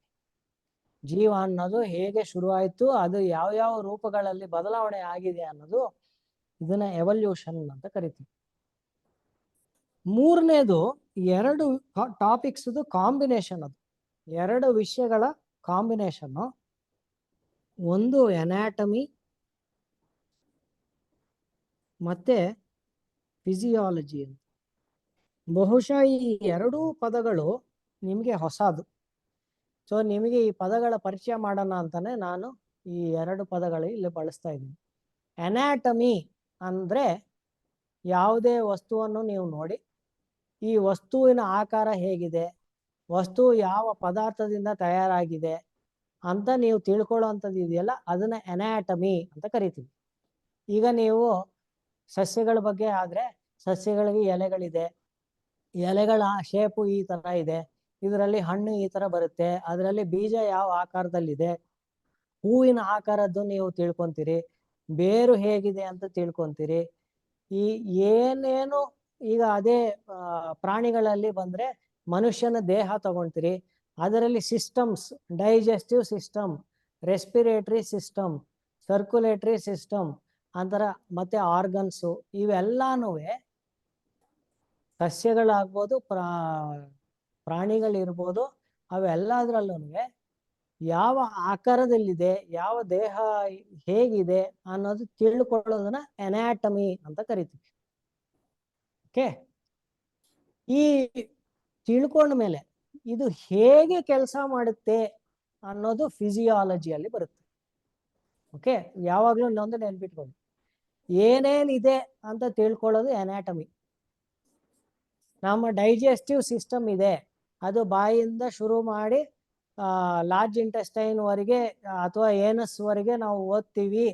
ಏನೇನು ಪಾರ್ಟ್ಸ್ ಇದೆ ಅಂತ ಲಿಸ್ಟ್ ಮಾಡ್ತೀವಿ ಅಂದ್ರೆ ಅದನ್ನ ಎನಾಟಮಿ ಅಂತ ಕರಿತೀವಿ. ಊಟ ಹೋದಾಗ ಒಳಗೆ ಒಂದೊಂದು ಆರ್ಗನ್ನು ಏನೇನು ಕೆಲಸ ಮಾಡುತ್ತೆ ಅಂತ ತಿಳ್ಕೊಳ್ಳೋದಿದೆಯಲ್ಲ ಅದನ್ನ ಫಿಸಿಯಾಲಜಿ ಅಂತ ಕರಿತೀವಿ. ಈಗ ರೆಸ್ಪಿರೇಟರಿ ಸಿಸ್ಟಮ್ ಅಂತ ಬಂದಿದ್ರೆ ನನಗೆ 2 ಲಂಗ್ಸ್ ಇದೆ ಅಂತ ತಿಳ್ಕೊಳ್ಳೋದು ಎನಾಟಮಿ. ಈ ಲಂಗ್ಸ್ ಹೇಗೆ ಕೆಲಸ ಮಾಡುತ್ತೆ ಅಂತ ತಿಳ್ಕೊಳ್ಳೋದು ಫಿಸಿಯಾಲಜಿ. ಸೊ ಈ ಎರಡೂನು ಬಯಾಲಜಿಯಲ್ಲ ತರ್ತೀವಿ. ಆದ್ರೆ ಇದು ಬರೀ ಮಾನವನ ದೇಹ ಅಂತ ಅಲ್ಲ, ಸಸ್ಯಗಳ ಬಗ್ಗೆ ಇರ್ಬೋದು, ಪ್ರಾಣಿಗಳ ಬಗ್ಗೆ ಇರ್ಬೋದು. ಹಿಂದೆ ನಿಮ್ಮ ಸಿಲೆಬಸ್ ಅಲ್ಲಿ ಆಕ್ಚುಲಿ ಈಗಲೂ PU ಅಲ್ಲೂ ಇದೆ, ಅರ್ತ್ ವರ್ಮ್ ಎನಾಟಮಿ ತಿಳ್ಕೊಂತೀವಿ, ರೈಟ್? ಅಥವಾ ನೀವು ಫಿಶ್ ಎನಾಟಮಿ ನಾವು ತಿಳ್ಕೊಂತೀವಿ, ಎನಾಟಮಿ ಆಫ್ ಅ ಫ್ಲವರ್ ತಿಳ್ಕೊಂತೀವಿ, ಎನಾಟಮಿ ಆಫ್ ಹ್ಯೂಮನ್ ಹಾರ್ಟ್ ತಿಳ್ಕೊಂತೀವಿ, ಹ್ಯೂಮನ್ ಬ್ರೈನ್ ತಿಳ್ಕೊಂತೀವಿ. ಆ ಥರ ಪ್ರತಿಯೊಂದು ಅಂಗವನ್ನು ನೋಡಿ ಇದರಲ್ಲಿ ಅಥವಾ ಪ್ರತಿಯೊಂದು ಪ್ರಾಣಿಯ ದೇಹವನ್ನು ನೋಡಿ ಅದರಲ್ಲಿ ಏನೇನು ಪಾರ್ಟ್ಸ್ ಇದೆ ಅಂತ ತಿಳ್ಕೊಳ್ಳೋದು ಎನಾಟಮಿ. ಆ ಪಾರ್ಟ್ ಏನ್ ಕೆಲಸ ಮಾಡುತ್ತೆ, ಹೇಗೆ ಕೆಲಸ ಮಾಡುತ್ತೆ, ಇದು ಇಲ್ಲದೆ ಇದ್ರೆ ಏನಾಗುತ್ತೆ, ಇದಕ್ಕೆ ಕಾಯಿಲೆ ಬಂದ್ರೆ ಏನಾಗುತ್ತೆ, ನನಗೆ ತಲೆನೋವು ಬಂತು ನಾನು ಒಂದು ಟ್ಯಾಬ್ಲೆಟ್ ನುಂಗಿದ್ರೆ ಏನಾಗುತ್ತೆ ಅಂತ ತಿಳ್ಕೊಳ್ಳೋದಿದೆಯಲ್ಲ ಅದೆಲ್ಲಾನು ಫಿಸಿಯಾಲಜಿ ಅಡಿಯಲ್ಲಿ ಬರುತ್ತೆ. ಇದು 3ನೇದು ಅತಿ ಮುಖ್ಯವಾದ ವಿಷಯ. ನೀವು ಆಕ್ಚುಲಿ ಬಯಾಲಜಿಯಲ್ಲಿ ಅತಿ ಹೆಚ್ಚು ಓದೋದು ಈ 3ನೇ ವಿಷಯದ ಬಗ್ಗೆ. 4ನೇದು ಹೇಗೆ ಫಿಸಿಕ್ಸ್ ಅಲ್ಲಿ ಮಾಡರ್ನ್ ಫಿಸಿಕ್ಸ್ ಅಂದ್ರೆ 20ನೇ ಶತಮಾನದಲ್ಲಿ ಶುರುವಾಗಿದ್ದ ಎಲ್ಲ ಫಿಸಿಕ್ಸ್ ವಿಷಯಗಳನ್ನು ನಾವು ಸೇರಿಸ್ಬಿಟ್ಟು ಮಾಡರ್ನ್ ಫಿಸಿಕ್ಸ್ ಅಂತ ಮಾಡಿದೀವೋ ಅದೇ ರೀತಿಯಲ್ಲಿ ಬಯಾಲಜಿಯಲ್ಲಿ ಹೊಸ ತಂತ್ರಜ್ಞಾನ ಬಂದಾಗ ನಾವು ಏನೇನು ಪ್ರಯೋಗಗಳು ಮಾಡ್ತಾ ಇದ್ದೀವೋ, ಏನೇನು ವಿಷಯಗಳು ನಾವು ತಿಳ್ಕೊಂಡಿದೀವೋ ಅಂಥವೆಲ್ಲ ಸೇರಿಸಿ ನಾವು ಬಯೋಟೆಕ್ನಾಲಜಿ ಅಂತ ಒಂದು ಹೆಸರು ಕೊಟ್ಟಿದ್ವಿ. ಈ ಬಯೋಟೆಕ್ನಾಲಜಿ ಅನ್ನೋದು ಯಾವುದೋ ಒಂದು ವಿಷಯಕ್ಕೆ ಸಂಬಂಧಪಟ್ಟಿರೋದಲ್ಲ. 2-3 ಉದಾಹರಣೆ ಕೊಡ್ತೀವಿ.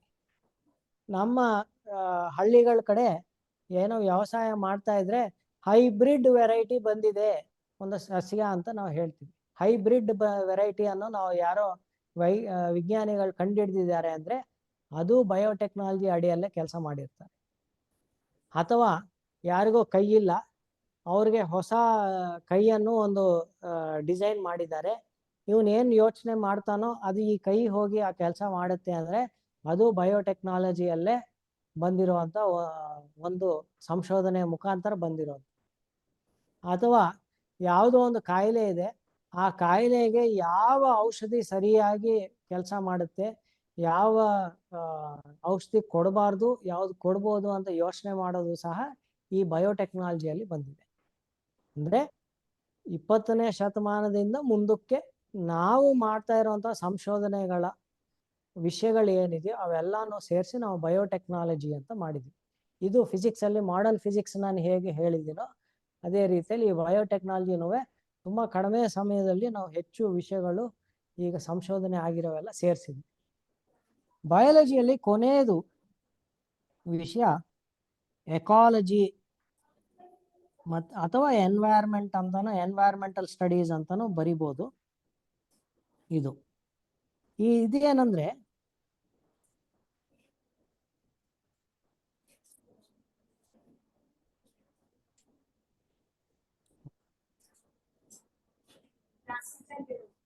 ಲಾಸ್ಟ್ದು ಈ ಎನ್ವೈರ್ಮೆಂಟಲ್ ಸ್ಟಡೀಸ್ ಅಥವಾ ಎಕಾಲಜಿ ಅಂದ್ರೆ ಏನಂದ್ರೆ ನಾವು ಪರಿಸರ ಅಧ್ಯಯನ ಅಂತ ಟಾಪಿಕ್ ಅನ್ನು ಜನರಲಿ ಮಾಡ್ತಾ ಇರ್ತೀವಿ. ನನ್ನ ಪರಿಸರದ ಬಗ್ಗೆ ನಾನು ತಿಳ್ಕೊಬೇಕಾದ್ರೆ ಅದರಲ್ಲಿ ಒಂದು ಪ್ರಾಣಿ ಅಲ್ಲ, ನೂರಾರು ರೀತಿಯ ಪ್ರಾಣಿಗಳು ಇರ್ತವೆ, ನೂರಾರು ರೀತಿಯ ಸಸ್ಯಗಳು ಇರ್ತವೆ. ಇದರಲ್ಲಿ ಯಾವುದೇ ಒಂದನ್ನ ತೆಗೆದಿದ್ರು ಯಾವುದು ಬ್ಯಾಲೆನ್ಸ್ ಸ್ವಲ್ಪ ವ್ಯತ್ಯಾಸ ಆಗುತ್ತೆ. ಈ ಒಂದರೊಂದಕ್ಕೂ ಮಧ್ಯದಲ್ಲಿ ಒಡನಾಟ ಹೇಗಿದೆ, ಒಂದೊಂದರಿಂದ ಇನ್ನೊಂದಕ್ಕೆ ಉಪಯೋಗ ಹೇಗೆ ಆಗ್ತಾ ಇದೆ, ಒಂದರಿಂದ ಇನ್ನೊಂದಕ್ಕೆ ಯಾವ ರೀತಿಯಲ್ಲಿ ಹಾನಿ ಆಗ್ತಾ ಇದೆ ಅನ್ನೋದು ಈ ತಿಳ್ಕೊಳ್ಳುವಂತ ಒಂದು ಪ್ರಕ್ರಿಯೆಯನ್ನು ನಾವು ಎಕಾಲಜಿ ಅಥವಾ ಆ ವಿಷಯವನ್ನು ನಾವು ಎಕಾಲಜಿ ಅಥವಾ ಎನ್ವೈರನ್ಮೆಂಟಲ್ ಸ್ಟಡೀಸ್ ಅಂತ ಕರಿತೀವಿ. ಈಗ ಮನುಷ್ಯರಿಂದ ಮಾಲಿನ್ಯ ಆಗ್ತಾ ಇದೆ, ಆ ಮಾಲಿನ್ಯದಿಂದ ಹಲವಾರು ಪ್ರಾಣಿಗಳಿಗೆ ಹಾನಿ ಆಗ್ತಾ ಇದೆ, ಮನುಷ್ಯರಿಂದ ಅರಣ್ಯ ನಾಶ ಆಗ್ತಾ ಇದೆ, ಅರಣ್ಯ ನಾಶ ಆಗ್ತಾ ಇರೋದ್ರಿಂದ ಪ್ರಾಣಿಗಳಿಗೆ ಹಾನಿ ಆಗ್ತಾ ಇದೆ ಅಂತ ನಾವು ಹೇಳ್ತೀವಲ್ವ.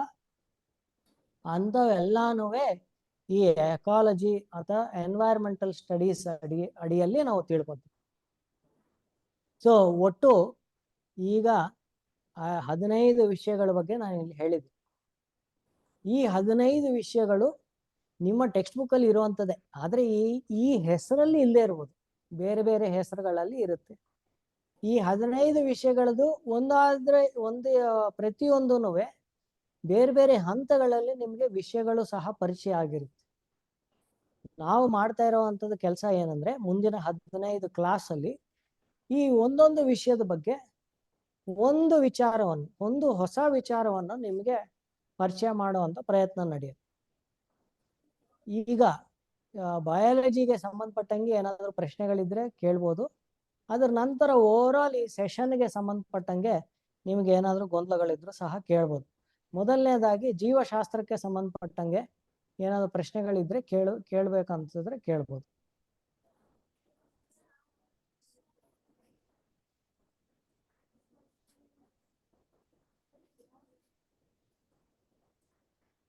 ಓಕೆ, ಜೀವಶಾಸ್ತ್ರಕ್ಕೆ ಸಂಬಂಧಪಟ್ಟಂಗೆ ಏನೋ ಪ್ರಶ್ನೆಗಳು ಇಲ್ಲ ಅಂದ್ರೆ ಓವರ್ ಆಲ್ ಈ ಟಾಪಿಕ್ಗೆ ಸಂಬಂಧಪಟ್ಟಂಗೆ ಇವತ್ತು ನಾನು ಮಾಡಿದೆ ನಿಮಗೆ 15 ವಿಷಯಗಳು ಬಗ್ಗೆ ಪರಿಚಯ ಮಾಡಿಕೊಟ್ಟಿದ್ದೀನಿ.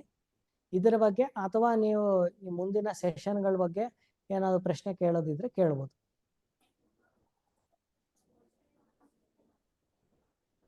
ಸರ್ ಹೀಟ್ ಅಂಡ್ ಥರ್ಮೋಡೈನಾಮಿಕ್ಸ್ ಬಗ್ಗೆ ಡೌಟ್ ಇದೆ. ಹಾ ಕೇಳಿ. ಸರ್ ಮೀನಿಂಗ್ ಹೀಟ್ ಅಂದ್ರೆ ಏನಂತ ಗೊತ್ತಿದೆಯಾ? ಹಾಟ್ನೆಸ್.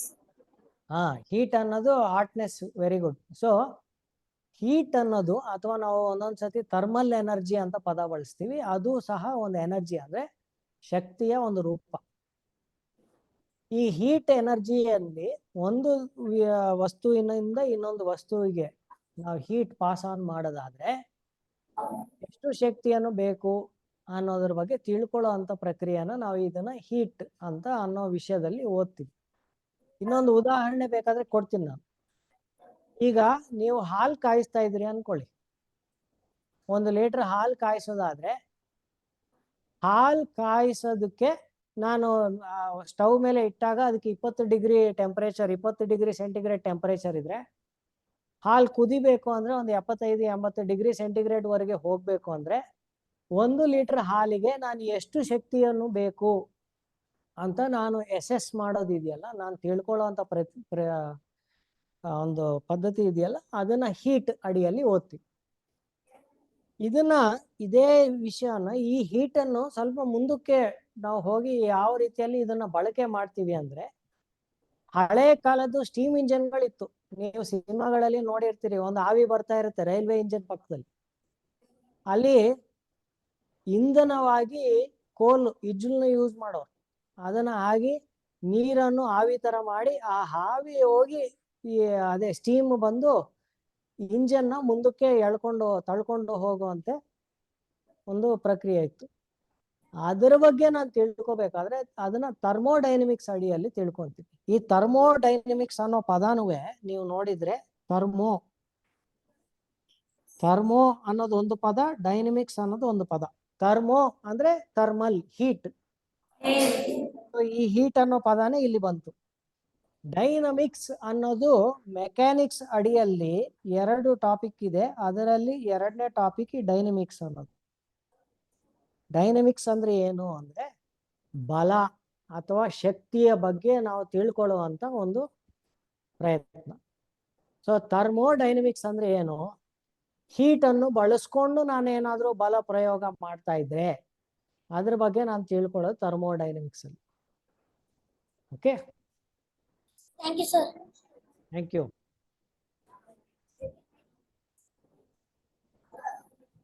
ಬೇರೆ ಏನಾದರೂ ಪ್ರಶ್ನೆಗಳಿದೆಯಾ? ಸರ್, ಎಸ್ ಸರ್, ಕೇಳಿ. ಮಾಡರ್ನ್ ಫಿಸಿಕ್ಸ್ ಅಂತ ಕೊಟ್ಟಾರಲ್ರಿ, ಅದ್ರೊಳಗ ನಾವು ಫಿಸಿಕ್ಸ್ ಬಗ್ಗೆ ಮಾಡರ್ನ್ ಒಳಗೆ ಏನ್ ನಡೆದೈತೆ ಅದನ್ನ ಮಾಡಿದ್ರೆ ಅದೆಲ್ಲ ಮಾಡರ್ನ್ ಫಿಸಿಕ್ಸ್ ಸರಿ? ಹಾ, ಸೊ ಅದಕ್ಕೆ ಮಾಡರ್ನ್ ಫಿಸಿಕ್ಸ್ ಅಂದ್ರೆ ನೀವು ತಿಳ್ಕೊಬೇಕಾಗಿದ್ದು 20ನೇ ಶತಮಾನ ಅಂತ ನಾನು ಹೇಳಿದ್ನಲ್ಲ. ಅಂದ್ರೆ 1900ನೇ ಇಸ್ವಿಯಿಂದ ಮುಂದಕ್ಕೆ ಏನೆಲ್ಲ ಕೆಲಸಗಳು ನಡೆದಿದೆಯೋ, ಹೊಸ ವಿಷಯಗಳು ನಾವು ಏನೇನ್ ತಿಳ್ಕೊಳ್ಳೋಕೆ ಸಾಧ್ಯ ಆಯ್ತೋ ಅದನ್ನೆಲ್ಲ ತಂದು ಮಾಡರ್ನ್ ಫಿಸಿಕ್ಸ್ ಅಡಿಯಲ್ಲಿ ಸೇರಿಸಿದ್ದಾರೆ. ಸೊ ಇದರಲ್ಲಿ ನಾನು ನಿಮಗೆ ಎಲ್ಲಾ ಹೆಸರುಗಳು ಎಷ್ಟು ಗೊತ್ತಿದೆ ಅಂತ ಗೊತ್ತಿಲ್ಲ, ಬಟ್ ಒಂದು ಪರಿಚಯ ಮಾಡುವಂತ ಪ್ರಯತ್ನ ಮಾಡ್ತೀನಿ. ಈ ಐನ್ಸ್ಟೈನ್ ಒಂದು ಹೊಸ ಥಿಯರಿಯನ್ನು ತಂದಿದ್ದ, ಅದನ್ನ ನಾವು ರಿಲೇಟಿವಿಟಿ ಅಂತ ಕರಿತೀವಿ. ಅದನ್ನ ಮಾಡರ್ನ್ ಫಿಸಿಕ್ಸ್ ಅಲ್ಲೇ ನಾವು ತಂದಿದ್ವಿ. ಓಕೆ, ಎರಡನೇದು ಮೇಡಮ್ ಕ್ಯೂರಿ ಮೇಡಮ್ ಕ್ಯೂರಿ ಜೊತೆ ಕೆಲಸ ಮಾಡುವಂತವರು ರೇಡಿಯೋ ಆಕ್ಟಿವಿಟಿ ಅಂತ ಒಂದು ವಿಷಯದ ಬಗ್ಗೆ ಹೆಚ್ಚು ಸಂಶೋಧನೆ ಮಾಡಿದ್ದಾರೆ, ಅದು ಅಲ್ಲೇ ಬರುತ್ತೆ. ಇಲ್ಲಿ ರೇಡಿಯೋ ಆಕ್ಟಿವಿಟಿಗೆ ಸಂಬಂಧಪಟ್ಟಿರೋದು ಇನ್ನು ಸ್ವಲ್ಪ ದೊಡ್ಡ ಟಾಪಿಕ್ ಅಂದ್ರೆ ನ್ಯೂಕ್ಲಿಯರ್ ಫಿಸಿಕ್ಸ್ ಅಂತ ನಾವು ಕರಿತೀವಿ ಅದು. ಓಕೆ, ನೆಕ್ಸ್ಟ್ ರೂದರ್ಫೋರ್ಡ್ ಬಂದು ಆಟಮ್ ಒಳಗಡೆ ಆಟಮ್ ರಚನೆ ಹೇಗಾಗಿದೆ ಅಂತ ಹೇಳ್ಕೊಟ್ಟಿದಾರಲ್ಲ, ಸೊ ಅದನ್ನ ನಾವು ಅಟಾಮಿಕ್ ಸ್ಟ್ರಕ್ಚರ್ ಅನ್ನೋದು ಅಲ್ಲೇ ಓದ್ತೀವಿ. ನೆಕ್ಸ್ಟ್ ಇತ್ತೀಚೆಗೆ ನಾವು ಎಲೆಕ್ಟ್ರಾನಿಕ್ಸ್ ಅಂತ ಏನಿದೆಯೋ ಅದೆಲ್ಲಾನು ಬರೋದು ಇಲ್ಲೇನೆ. ಈ ಎಲೆಕ್ಟ್ರಾನಿಕ್ಸ್ ನ ಸೆಮಿ ಕಂಡಕ್ಟರ್ ಫಿಸಿಕ್ಸ್ ಅಂತಾನೂ ಸಹ ಕರೀತಾರೆ. ಸೊ ಅದನ್ನು ಸಹ ಇದೆಲ್ಲಾನು 20ನೇ ಶತಮಾನದಲ್ಲೇನೆ ಮನುಷ್ಯರು ಕಂಡುಹಿಡಿದಿರೋ ಅಂತ ವಿಷಯಗಳು. ಇವಲ್ಲೇನೆ ಇನ್ನು ಸಣ್ಣ ಸಣ್ಣ ಕೆಲವು ಇದಕ್ಕೆ ಸೇರಿಸ್ತಾರೆ. ಸೊ ಯಾವುದು ಕಳೆದ 125 ವರ್ಷದಲ್ಲಿ ಸಂಶೋಧನೆ ನಡೆದಿದೆಯೋ ಅಂಥದ್ದೆಲ್ಲಾನು ತೆಗೆದು ಈ ಮಾಡರ್ನ್ ಫಿಸಿಕ್ಸ್ ಅಡಿಯಲ್ಲಿ ಸೇರಿಸಿದ್ದಾರೆ. Thanks sir. Thank you.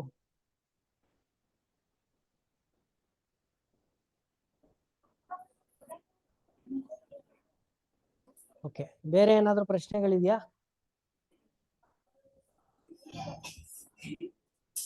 Sir, biology ಒಳಗ ಅನಾಟಮಿ ಅಂತ ಡೆಫಿನೇಷನ್ ಹೇಳ್ಬೋದು?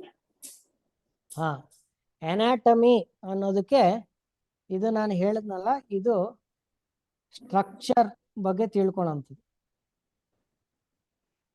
ಓಕೆ, ಅಂದ್ರೆ ಈಗ ನಿಮ್ಮ ಮೆದುಳು ಅಂತ ನಾವು ತಗೊಂಡ್ರೆ, ಮೆದುಳು ಆಕಾರ ಹೇಗಿದೆ, ಅದನ್ನ ಎಷ್ಟು ದೊಡ್ಡದಿದೆ ಎಷ್ಟು ಚಿಕ್ಕದಿದೆ, ಅದರಲ್ಲಿ ಯಾವ ಎಷ್ಟು ಭಾಗಗಳು, ಅದನ್ನ ಮೆದುಳನ್ನು ನಾವು ನೋಡಿದ್ರೆ ಯಾವ ಶೇಪಲ್ಲಿ ಇದೆ, ಇದರಲ್ಲಿ ಒಳಗೆ ಎಷ್ಟೆಷ್ಟು ಪಾರ್ಟ್ಸ್ ಇದೆ ಅಂತ ತಿಳ್ಕೊಳ್ಳೋದೆಲ್ಲನೂ ಅನಾಟಮಿ. ಅದರ ರೂಪ ಹೇಗಿದೆ ಅಂತ ತಿಳ್ಕೊಳ್ಳೋ ಅಂತ ಪ್ರಯತ್ನ ಇದೆಯಲ್ಲ, ಅದನ್ನ ಅನಾಟಮಿ. ಫಿಸಿಯಾಲಜಿ ಅಂತ ಬಂದಿದ ತಕ್ಷಣ ಒಂದೊಂದು ಭಾಗ ಏನ್ ಕೆಲಸ ಮಾಡುತ್ತೆ ಅಂತ ತಿಳ್ಕೊಳ್ಳೋದೆಲ್ಲಾನು ಫಿಸಿಯಾಲಜಿ. ಅಂದ್ರೆ ನೀವು ಬೇಕಾದ್ರೆ ಇಲ್ಲಿ ಹಾಕೋಬಹುದು, ಫಂಕ್ಷನಿಂಗ್ ಹೇಗೆ ಕೆಲಸ ಮಾಡುತ್ತೆ ಅನ್ನೋದೆಲ್ಲಾನು ಫಿಸಿಯಾಲಜಿ ಅಡಿಯಲ್ಲಿ ಬರುತ್ತೆ. ಓಕೆ ಸರ್, ಬಯೋಟೆಕ್ನಾಲಜಿದಲ್ಲಿ ಎಲ್ಲ ಫರ್ಟಿಲೈಸರ್ಸ್ ಎಲ್ಲ ಬರ್ತಾವ್ರಿ? ಹೌದು, ಅದೆಲ್ಲಾನು ಅಲ್ಲೇ ಬರುತ್ತೆ. ಹೌದು ಸರ್, ಈಗ ಬಯಾಲಜಿ ಸರ್, ಕ್ಲಾಸಿಫಿಕೇಶನ್ ಅಲ್ಲಿ ಅನಿಮಲ್ಸ್ ಅಂಡ್ ಪ್ಲಾಂಟ್ಸ್ ಅಂತ ಕ್ಲಾಸಿಫೈ ಮಾಡಿದ್ರು ಸರ್. ಹೌದು, ಕ್ಲಾಸಿಫಿಕೇಶನ್ ಅಲ್ಲಿ ಆನಿಮಲ್ಸ್, ಪ್ಲಾಂಟ್ಸ್ ಮತ್ತೆ ಆನಿಮಲ್ ಕಿಂಗ್ಡಮ್, ಪ್ಲಾಂಟ್ ಕಿಂಗ್ಡಮ್ ಅಂತ ಆಗುತ್ತೆ. ಅದರಲ್ಲೂ ಫರ್ದರ್ ಕ್ಲಾಸಿಫಿಕೇಶನ್ ಇಂದು ತುಂಬಾ ಈಗ ಮೈಕ್ರೋ ಆರ್ಗಾನಿಸಮ್ಸೇ ಬೇರೆ, ಇವೆಲ್ಲಾನು ಬೇರೆ ಬೇರೆ ಮಾಡ್ತಾ ಹೋಗ್ತೀವಿ. ಅದು ಆ ವಿಷಯಕ್ಕೆ ಬಂದಾಗ ನಾವು ಡೀಟೇಲ್ ಆಗಿ ಚರ್ಚೆ ಮಾಡೋಣ. ಸರ್, ಈ ಪ್ಲಾಂಟ್ಸ್ ಅಂತ ಮೆಡಿಕಲ್ ಔಷಧಗಳನ್ನ ಮಾಡ್ತಾರಲ್ಲ ಸರ್?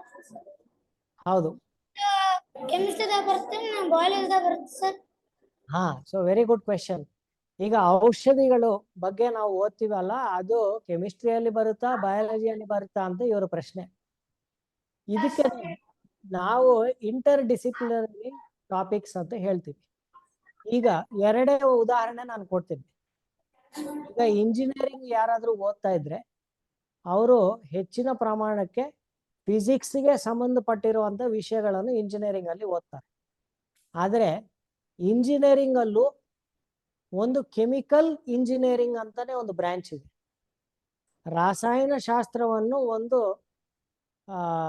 ಫ್ಯಾಕ್ಟ್ರಿಯಲ್ಲಿ ಬಳಕೆ ಮಾಡೋದು ಹೇಗೆ ಅನ್ನೋದು ಫಿಸಿಕ್ಸ್ ಸ್ಟೂಡೆಂಟ್ಸ್ ಓದ್ತಾ ಇರೋವಂಥದ್ದು. ಅದೇ ಈ ಕೆಮಿಸ್ಟ್ರಿಯನ್ನು ಔಷಧಿಗಳನ್ನು ತಯಾರಿಸಕ್ಕೆ ಬಳಸುವಂತ ಒಂದು ಫೀಲ್ಡ್ ಇದೆ, ಫಾರ್ಮಸಿ ಅಂತ ಕರಿತೀವಿ ಅದನ್ನ. ಫಾರ್ಮಾಸ್ಯೂಟಿಕಲ್ಸ್ ಅಂತ ಕಂಪನಿಗಳನ್ನು ಕರೀತಾರೆ. ಸೊ ಇಲ್ಲಿ ಬಯಾಲಜಿಗೂ ಕೆಮಿಸ್ಟ್ರಿಗೂ ಮಧ್ಯದಲ್ಲಿ ಒಂದು ಸಂಬಂಧ ಇದೆ. ಅದಕ್ಕೆ ಸಂಬಂಧಪಟ್ಟಿರುವಂತ ವಿಷಯಗಳು ಸುಮಾರಿದೆ. ಕೆಮಿಸ್ಟ್ರಿಗೂ ಫಿಸಿಕ್ಸ್ಗೂ ಸಂಬಂಧ ಇದೆ, ಹಾಗೆ ಫಿಸಿಕ್ಸು ಬಯಾಲಜಿಗೂ ಸಹ ಸಂಬಂಧ ಇದೆ. ಸೊ ಯಾವುದೇ ವಿಷಯವನ್ನು ತಗೊಂಡ್ರು ನಿಮ್ಮ ಹಂತದಲ್ಲಿ ನಮಗೆ ಅರ್ಥ ಮಾಡ್ಕೊಳ್ಳೋಕೆ ಇದು ಫಿಸಿಕ್ಸ್ ಟಾಪಿಕ್ಕು, ಇದು ಕೆಮಿಸ್ಟ್ರಿ ಟಾಪಿಕ್ ಅಂತ ನಾವು ಬಳಸ್ಕೊಂಡ್ರು ಸಹ ಮುಂದಕ್ಕೆ ಹೋದಾಗ ಒಂದಕ್ಕೊಂದು ನೀವು ಬಾರ್ಡರ್ ಹಾಕೋದು ಕಷ್ಟ. ಇದು ಇಲ್ಲಿ ಹೇಗೆ ಯಾಕಂದ್ರೆ ಯಾವ ಔಷಧಿ ನಾವು ತಗೋತೀವೋ ಅದರ ರಸಾಯನ ಶಾಸ್ತ್ರ ಅಂತ ಬಂದಾಗ ಕೆಮಿಸ್ಟ್ರಿಯಲ್ಲಿ, ಆರ್ಗ್ಯಾನಿಕ್ ಕೆಮಿಸ್ಟ್ರಿಯಲ್ಲಿ ಓದ್ತೀವಿ. ಆ ಔಷಧಿಯನ್ನು ನಾನು ತಗೊಂಡಾಗ ನನ್ನ ದೇಹದ ಮೇಲೆ ಅದು ಹೇಗೆ ಕೆಲಸ ಮಾಡುತ್ತೆ ಅಂತ ಬಂದಾಗ ನಾನು ಬಯಾಲಜಿಯಲ್ಲಿ ಫಿಸಿಯಾಲಜಿ ಅನ್ನೋ ವಿಷಯದ ಅಡಿಯಲ್ಲಿ ನಾನು ತಿಳ್ಕೊಂಡೆ. ಈಗ ಯಾವನೇ ಒಬ್ಬ ಹೊಸ ವಿಜ್ಞಾನಿ ಒಬ್ಬ ಹೊಸ ಔಷಧಿಯನ್ನು ಕಂಡುಹಿಡಿಬೇಕಂದ್ರೆ ಅವನಿಗೆ ಫಿಸಿಯಾಲಜಿನೂ ಗೊತ್ತಿರಬೇಕು, ಆರ್ಗ್ಯಾನಿಕ್ ಕೆಮಿಸ್ಟ್ರಿನೂ ಗೊತ್ತಿರಬೇಕು. ಓಕೆ, ಸೊ ನಿಖರವಾಗಿ ಇದೇ ವಿಷಯ ಅಂತ ಹೇಳಕ್ ಕಷ್ಟ ಇದೆ. ಓಕೆ, ಚಾಮರಾಜನಗರದಲ್ಲಿ ಐ ಥಿಂಕ್ ಸ್ಟೂಡೆಂಟ್ಸ್ಗೆ ಏನೋ ಡೌಟ್ ಇದೆ ಅನ್ಸುತ್ತೆ, ಕೇಳ್ಬೋದು.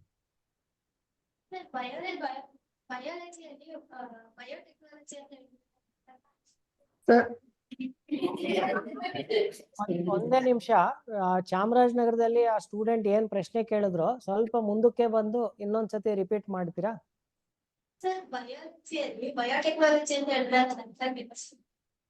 ಓಕೆ, ನಾನು ಫಿಸಿಕ್ಸ್ ಅಲ್ಲಿ ಒಂದು ಉದಾಹರಣೆ ಮುಖಾಂತರ ಅಲ್ಲಿ ಎಕ್ಸ್ಪ್ಲೈನ್ ಮಾಡಿದೆ. ಫಿಸಿಕ್ಸ್ ಅಲ್ಲಿ ಕಳೆದ 125 ವರ್ಷಗಳಲ್ಲಿ ಏನೆಲ್ಲ ಹೊಸ ವಿಷಯಗಳು ಬಂದಿದೆಯೋ ಅವೆಲ್ಲಾನು ಸೇರಿಸಿ ಮಾಡರ್ನ್ ಫಿಸಿಕ್ಸ್ ಅಂತ ಹೇಗೆ ಮಾಡಿದಾರೋ ಅದೇ ರೀತಿಯಲ್ಲಿ ಬಯಾಲಜಿಯಲ್ಲಿ ಕಳೆದ 125 ವರ್ಷಗಳಲ್ಲಿ 200 ವರ್ಷಗಳಲ್ಲಿ ಏನೆಲ್ಲ ಹೊಸ ವಿಷಯಗಳು ಸಂಶೋಧನೆ ಆಗಿದೆಯೋ ಅಂಥದ್ದೆಲ್ಲಾನು ಬಯೋಟೆಕ್ನಾಲಜಿ ಅಂಡರ್ ಅಲ್ಲಿ ತಂದಿದ್ದಾರೆ. 2-3 ಉದಾಹರಣೆ ಕೊಡ್ತೀನಿ. ಒಂದು ಜೆನೆಟಿಕ್ಸ್ ಅಂತ ಒಂದು ವಿಷಯ ಬಂದಿದೆ. ಜೆನೆಟಿಕ್ಸ್ ಅಂದ್ರೆ ಏನು? ನಮ್ಮ ಪ್ರತಿಯೊಂದು ಜೀವಿಯ ಬಾಡಿಯಲ್ಲಿ ಒಂದು ಸೆಲ್ಸ್ ಇದೆ. ಆ ಸೆಲ್ಸ್ ಅಲ್ಲಿ ಈ ಜೆನೆಟಿಕ್ ಇನ್ಫಾರ್ಮೇಶನ್ ಅಂದ್ರೆ DNA ಅಂತ ಒಂದು ಇರುತ್ತೆ. ಅದು ನಮ್ಮ ಪೂರ್ವಜರಿಂದ ನಾವು ಮುಂದುವರಿಸ್ತಾ ಇರುವಂತ ಮಾಹಿತಿ. ಅದು ನಮ್ಮ ದೇಹ ಹೇಗಿರ್ಬೇಕು, ಕಾಲು ಹೇಗಿರ್ಬೇಕು, ಕಣ್ಣು ಹೇಗಿರ್ಬೇಕು ಅನ್ನೋದು. ಆ ಜೆನೆಟಿಕ್ಸ್ ಅಲ್ಲೇ ಬದಲಾವಣೆ ಮಾಡೋದ್ರ ಮುಖಾಂತರ ನಾವು ಒಂದಷ್ಟು ಪ್ಲಾಂಟ್ಸ್ ಅಲ್ಲಿ ಹೈಬ್ರಿಡ್ ವೆರೈಟಿ ಅಂತ ತರಕ್ಕೆ ಸಾಧ್ಯ ಆಯ್ತು. ಸೊ ಅದೇ ತರ ಹೊಸ ಔಷಧಿಗಳನ್ನು ಕಂಡುಹಿಡಿಯಕ್ಕೆ ಸಾಧ್ಯ ಆಯ್ತು. ಅದೇ ರೀತಿಯಲ್ಲಿ ಯಾವ ಪ್ರಾಣಿಗಳಿಗೆ ಹಾನಿ ಆಗದಂತೆ ಯಾವ ಫುಡ್ನ ಕೊಡಬೇಕು, ಯಾವ್ದು ಫುಡ್ ಕೊಟ್ರೆ ಇನ್ನೂ ಹೆಚ್ಚು ಅವು ಆರೋಗ್ಯವಾಗಿರ್ತವೆ, ವ್ಯಾಕ್ಸಿನೇಷನ್, ಇಮ್ಯುನೈಸೇಷನ್, ಮುಂದೆ ಕಾಯಿಲೆ ಬರದೇ ಇರೋ ಏನು ಔಷಧಿ ಕೊಡ್ಬೋದು, ಇವೆಲ್ಲ ಈ ಬಯೋಟೆಕ್ನಾಲಜಿ ಅನ್ನೋ ಫೀಲ್ಡ್ ಅಂಡರ್ ಅಲ್ಲಿ ಸೇರಿಸ್ಬಿಟ್ಟಿದೆ. ಸೊ ನಿಮಗೆ ಗೊತ್ತಿದೆ ಔಷಧಿಗಳು ಅನ್ನೋದು ಹೆಚ್ಚಿನ ಪ್ರಮಾಣಕ್ಕೆ ಹೊಸದಾಗಿ ಏನು ಕಂಡುಹಿಡಿದಾರೋ ಅದೆಲ್ಲಾನು ಇತ್ತೀಚೆಗೆ ಆಗ್ತದೆ.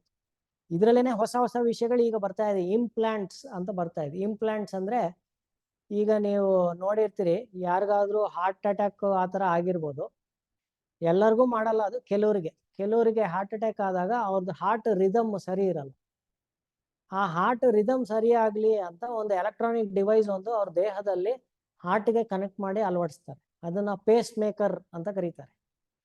ಅದನ್ನ ಯಾವ ಫೀಲ್ಡ್ ಅಲ್ಲಿ ಓದ್ತೀವಿ ಅಂದ್ರೆ ಇದೇ ಬಯೋಟೆಕ್ನಾಲಜಿ ಫೀಲ್ಡ್ ಅಲ್ಲಿ ಓದ್ತೀವಿ. ಯಾರಿಗಾದ್ರೂ ಕಿವಿ ಕೇಳಿಸ್ತಾ ಇಲ್ಲ, ನಾವು ಕಿವಿಯಲ್ಲಿ ಒಂದು ಮೆಷಿನ್ ಹಾಕೊಂತಾರೆ, ಅದು ಒಂಥರ ಇಂಪ್ಲಾಂಟೆ, ಅದೂ ಈ ಬಯೋಟೆಕ್ನಾಲಜಿ ಅಡಿಯಲ್ಲೇ ನಾವು ಓದಿರ್ತೀವಿ ಅಥವಾ ಅದ್ರ ಬಗ್ಗೆ ಸಂಶೋಧನೆ ನಡೆದಿರುತ್ತೆ. ಕೆಲವರಿಗೆ ಕ್ಯಾಟ್ರಾಕ್ಟ್ ಸರ್ಜರಿ ಆಗುತ್ತೆ. ಕ್ಯಾಟ್ರಾಕ್ಟ್ ಸರ್ಜರಿ ಆದಾಗ ಕಣ್ಣಿನ ಒಳಗೆ ಒಂದು ಲೆನ್ಸ್ ಹಾಕಿರ್ತಾರೆ, ಅದೂ ಬಯೋಟೆಕ್ನಾಲಜಿ ಫೀಲ್ಡಲ್ಲೇ ಬಂದಿದೆ. ಇಂಥವೆಲ್ಲವೂ ಕಳೆದ 150-200 ವರ್ಷದಲ್ಲೇ ನಾವು ಸಂಶೋಧನೆ ಮಾಡಿ ಹೊಸ ವಿಷಯಗಳು ಕಂಡುಹಿಡಿದಿರೋ, ಅವೆಲ್ಲಾನು ಸೇರಿಸಿ ಬಯೋಟೆಕ್ನಾಲಜಿ ಅಂತ ಕರೀತಾರೆ. ಸರ್ ಬಯಾಲಜಿ ಟಾಪಿಕ್ ಅಲ್ಲಿ ಎವಲ್ಯೂಷನ್ ಅರ್ಥ ಆಗ್ತಿಲ್ಲ. ಹಾ, ಎವಲ್ಯೂಷನ್ ಅನ್ನೋದು ಈಗ ನಾನು ನಿಮಗೆ ಕೇಳ್ತೀನಿ, ನೀವು ಬಯಾಲಜಿಯಲ್ಲಿ ಓದ್ತಾ ಇರುವಂತ ಎಲ್ಲಾ ಪ್ರಾಣಿಗಳು, ಸಸ್ಯಗಳು ಅಥವಾ ಕ್ರಿಮಿ ಕೀಟಾಣಿಗಳ ಬಗ್ಗೆ ಓದಿದಾಗ ಎಲ್ಲದಕ್ಕಿಂತ ಅತಿ ಸುಲಭವಾದ ಅಥವಾ ಸುಲಭವಾದ ಸ್ಟ್ರಕ್ಚರ್ ಇರುವಂತ ಪ್ರಾಣಿ ಯಾವುದು?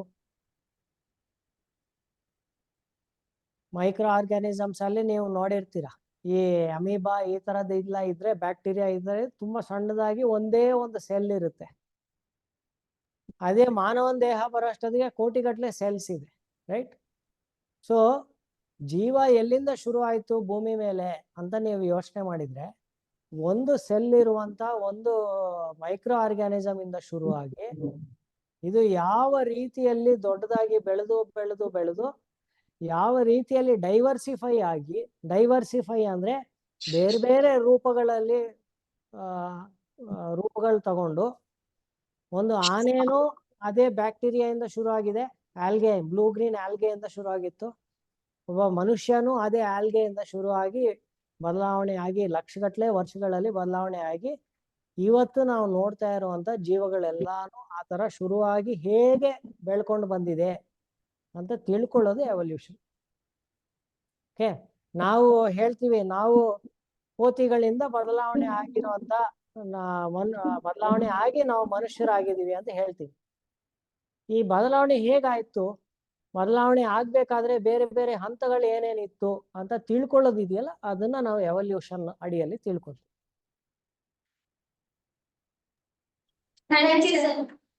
ಶಹಾಪುರ್ ಸ್ಕೂಲ್ ದಿಂದ ಹ್ಯಾಂಡ್ ರೈಸ್ ಮಾಡಿದ್ದಾರೆ. Government Vidyalaya Shahapur student unmute ಮಾಡ್ಕೊಂಡು ಪ್ರಶ್ನೆ ಕೇಳ್ಬೋದು. ಸರ್ ಬಾಡಿ ಕೆಮಿಸ್ಟ್ರಿದಾಗ ಬರ್ತಲ್ರಿ ಸರ್, ಬಾಡಿ ಬಯಾಲಜಿದಾಗ ಬರ್ತಲ್ರಿ ಸರ್. ಆದ್ರೆ ಬಾಡಿ ಒಳಗಡೆ ಇರೋ ಆಸಿಡ್ ಗಳೆಲ್ಲ ಕೆಮಿಸ್ಟ್ರಿ ಒಳಗೆ ಹೆಂಗ್ ಬರ್ತಾವ್ರಿ ಸರ್? ಹಾ, ಸೊ ನಾನು ಹೇಳಿದ್ನಲ್ಲ, ಯಾವ ವಿಷಯವೂ ನಾವು ನಮ್ಮ ಟೆಕ್ಸ್ಟ್ ಬುಕ್ ಅಲ್ಲಿ ಕನ್ವೀನಿಯನ್ಸ್ಗೋಸ್ಕರ ಒಂದ್ ಕಡೆ ಇದು ಇಲ್ಲಿ ಇರ್ಲಿ ಇದು ಇರ್ಲಿ ಅಂತ ನಾವು ಡಿವೈಡ್ ಮಾಡಿರ್ತೀವಿ. ಆದರೆ ಯಾವ ವಿಷಯವೂ ಇನ್ನೊಂದು ವಿಷಯವನ್ನು ಬಿಟ್ಟು ಓದಕ್ಕೆ ಸಾಧ್ಯ ಇಲ್ಲ. 2 ಉದಾಹರಣೆ. ಈಗ ಒಬ್ರು ಮೂಳೆ ಡಾಕ್ಟರ್ ಹತ್ರ ನೀವು ಹೋಗಿದ್ರಿ ಅನ್ಕೊಳ್ಳಿ, ಅವ್ರ ಹತ್ರ ನೀವು ನಾನು ಭಾರ ಎತ್ತಕ್ ಆಗ್ತಿಲ್ಲ ಅಥವಾ ಕೈ ಹಿಂಗೆ ತಿರ್ಗ್ಸಕ್ ಆಗ್ತಿಲ್ಲ ಅಂತ ನೀವು ಹೇಳಿದ್ರೆ, ಆ ಡಾಕ್ಟರು ಒಂದು ನಿಮ್ಮ ದೇಹ ಹೇಗಿದೆ ಅನ್ನೋದ್ರ ಜೊತೆಗೆ ನಿಮ್ಮ ದೇಹದಲ್ಲಿ ಎಷ್ಟು ಬಲ ಇದೆ ಅಂತ ನೋಡ್ತಾರೆ. ನೋಡಿ, ಅವರಿಗೆ ಫಿಸಿಕ್ಸಿನ ಜ್ಞಾನ ಇರಬೇಕು, ಫಿಸಿಕ್ಸ್ ಚೆನ್ನಾಗಿ ಅವ್ರು ಅರ್ಥಕೊಂಡಿರ್ಬೇಕು. ಆವಾಗ್ಲೇನೆ ನಿಮ್ಗೆ ಬಲ ಎಷ್ಟಿದೆ, ಶಕ್ತಿ ಎಷ್ಟಿದೆ ಅಂತ ಹೇಳಕ್ಕಾಗುತ್ತೆ. ಆದರೆ ನೀವು ಈಗ ನಿಮ್ಮ ರಕ್ತದಲ್ಲಿ ಏನೇನು ಅಂಶಗಳಿದೆ, ಅದರಲ್ಲಿ pH ಎಷ್ಟಿದೆ, ನಾವು ಊಟ ಮಾಡಿದ್ದನ್ನು ಅರಗಿಸ್ಕೊಳ್ಳೋಕ್ಕೆ ಯಾವ ಕೆಮಿಕಲ್ಸ್, ನೀವು ಲಿವರ್ ಒಂದಷ್ಟು ಪ್ರೊಡ್ಯೂಸ್ ಮಾಡುತ್ತೆ, ಪ್ಯಾಂಕ್ರಿಯಾಸ್ ಒಂದಷ್ಟು ಪ್ರೊಡ್ಯೂಸ್ ಮಾಡುತ್ತೆ, ಅದೆಲ್ಲಾನು ಒಂಥರ ಕೆಮಿಕಲ್ ಅಂತ ನೀವು ನೋಡೋದಾದ್ರೆ ಅದನ್ನೆಲ್ಲ ತಿಳ್ಕೊಳಕ್ಕೆ ನಿಮ್ ಕೆಮಿಸ್ಟ್ರಿನೂ ಬೇಕು. ಸೊ ಇಲ್ಲಿ ಇನ್ಫ್ಯಾಕ್ಟ್ ಬಯಾಲಜಿ ಮತ್ತೆ ಕೆಮಿಸ್ಟ್ರಿ ಮಧ್ಯದಲ್ಲಿ ಇನ್ನೊಂದು ಮುಂದಕ್ಕೆ ಹೋಗ್ತಾ ನೀವು ಇನ್ನೊಂದು ವಿಷಯವನ್ನು ತಿಳ್ಕೊಂತೀರಿ. ಬಯೋಕೆಮಿಸ್ಟ್ರಿ ಅಂತಾನೆ ಒಂದು ಟಾಪಿಕ್ ಇದೆ. ಬಯೋಕೆಮಿಸ್ಟ್ರಿ ಅಂದ್ರೆ ಬಯಾಲಜಿಯಲ್ಲಿ ಬೇಕಾಗಿರುವಂತ ಕೆಮಿಸ್ಟ್ರಿಯನ್ನು ಹೇಗೆ ಅಳವಡಿಸ್ಕೊಂತೀವಿ ಅಂತ. ಅದು ನೀವು PU ದಾಟದ ಮೇಲೆ ಬರುತ್ತೆ, PU ಹಂತದಲ್ಲೂ ಇಲ್ಲ ಅದು. ಅದೇ ರೀತಿಯಲ್ಲಿ ಫಿಸಿಕ್ಸ್ ಮತ್ತೆ ಬಯಾಲಜಿ ಮಧ್ಯದಲ್ಲಿ ಒಂದು ಟಾಪಿಕ್ ಇದೆ, ಬಯೋಫಿಸಿಕ್ಸ್ ಅಂತ. ಅಲ್ಲಿ ಏನು ಓದ್ತೀವಿ ಅಂದ್ರೆ ಹೇಗೆ ಫಿಸಿಕ್ಸ್ ಅಲ್ಲಿ ಇರುವಂತ ತತ್ವಗಳನ್ನು ಮಾನವ ದೇಹದ ಬಗ್ಗೆ ಅರ್ಥ ಮಾಡ್ಕೊಳ್ಳಕ್ಕೆ ಹೇಗೆ ಬಳಸ್ತೀವಿ ಅಂತ. ಈಗ ಕೆಮಿಸ್ಟ್ರಿ ಮತ್ತೆ ಫಿಸಿಕ್ಸ್ ನಾನು ಆಲ್ರೆಡಿ ಹೇಳಿದೆ, ಫಿಸಿಕಲ್ ಕೆಮಿಸ್ಟ್ರಿ ಅಂತ ಒಂದು ವಿಷಯ ಬರುತ್ತೆ. ಇದು ಇಲ್ಲಿಗೆ ನಿಲ್ಲಲ್ಲ. ಫಾರ್ ಎಕ್ಸಾಂಪಲ್, ಬೇರೆ ಗ್ರಹಗಳಲ್ಲಿ ಜೀವ ಇದೆಯಾ ಅಂತ ನಾವು ತಿಳ್ಕೊಬೇಕಾದ್ರೆ, ಬೇರೆ ಗ್ರಹದ ಬಗ್ಗೆ ತಿಳ್ಕೊಬೇಕಾದ್ರೆ ನಾವು ಆಸ್ಟ್ರಾನಮಿ ಅಂತ ಕರಿತೀವಿ, ಅದು ಭೌತಶಾಸ್ತ್ರ. ಬೇರೆ ಗ್ರಹಗಳಲ್ಲಿ ಜೀವ ಇದೆಯಾ ಅಂತ ಆದ್ರೆ ನಾವು ಆಸ್ಟ್ರೋಬಯಾಲಜಿ ಅಂತ ಕರಿತೀವಿ.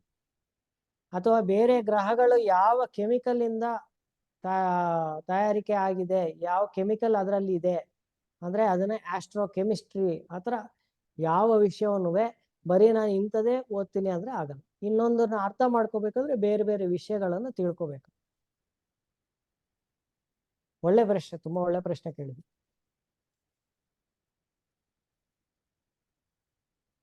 Thank you.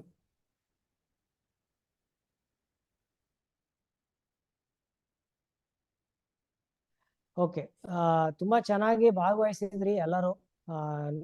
ತುಂಬಾ ಒಳ್ಳೆ ಪ್ರಶ್ನೆಗಳ ಬಗ್ಗೆ ಚರ್ಚೆನೂ ಸಹ ಆಗಿದೆ. ಈ ಡಿಸ್ಕಷನ್ನ ನಾವು ಮತ್ತೆ ನೆಕ್ಸ್ಟ್ ಮುಂದಿನ ವಾರ ಇದೇ ಸಮಯಕ್ಕೆ ನಮ್ಮ ಸೆಷನ್ ಮುಂದುವರಿಸ್ತೀವಿ. ಅಲ್ಲಿ ಈ ಡಿಸ್ಕಷನ್ ನಾವು ಮುಂದುವರ್ಸೋಣ. ಇವತ್ತು ಸಂಜೆ ಇದೇ ರೀತಿಯ ಗಣಿತದ ಬಗ್ಗೆ ಒಂದು ಪರಿಚಯ ಇರುತ್ತೆ. ಪ್ರೊಫೆಸರ್ DP ಗಿರಿಧರ್ ಅವರು ಕ್ಲಾಸ್ ತಗೋತಾರೆ. ಸಂಜೆ 7 ಗಂಟೆಯಿಂದ 8 ಗಂಟೆವರೆಗೆ ಆ ಕ್ಲಾಸ್ ಇರುತ್ತೆ. ಅಲ್ಲೂ ಸಹ ಇದೇ ರೀತಿಯಲ್ಲಿ ನೀವು ಎಲ್ಲರೂ ಭಾಗವಹಿಸಿ ಅಂತ ಹೇಳ್ಕೊಂತ ಇವತ್ತಿನ ಸೆಷನ್ ಇಲ್ಲಿಗೆ ನಿಲ್ಸೋಣ.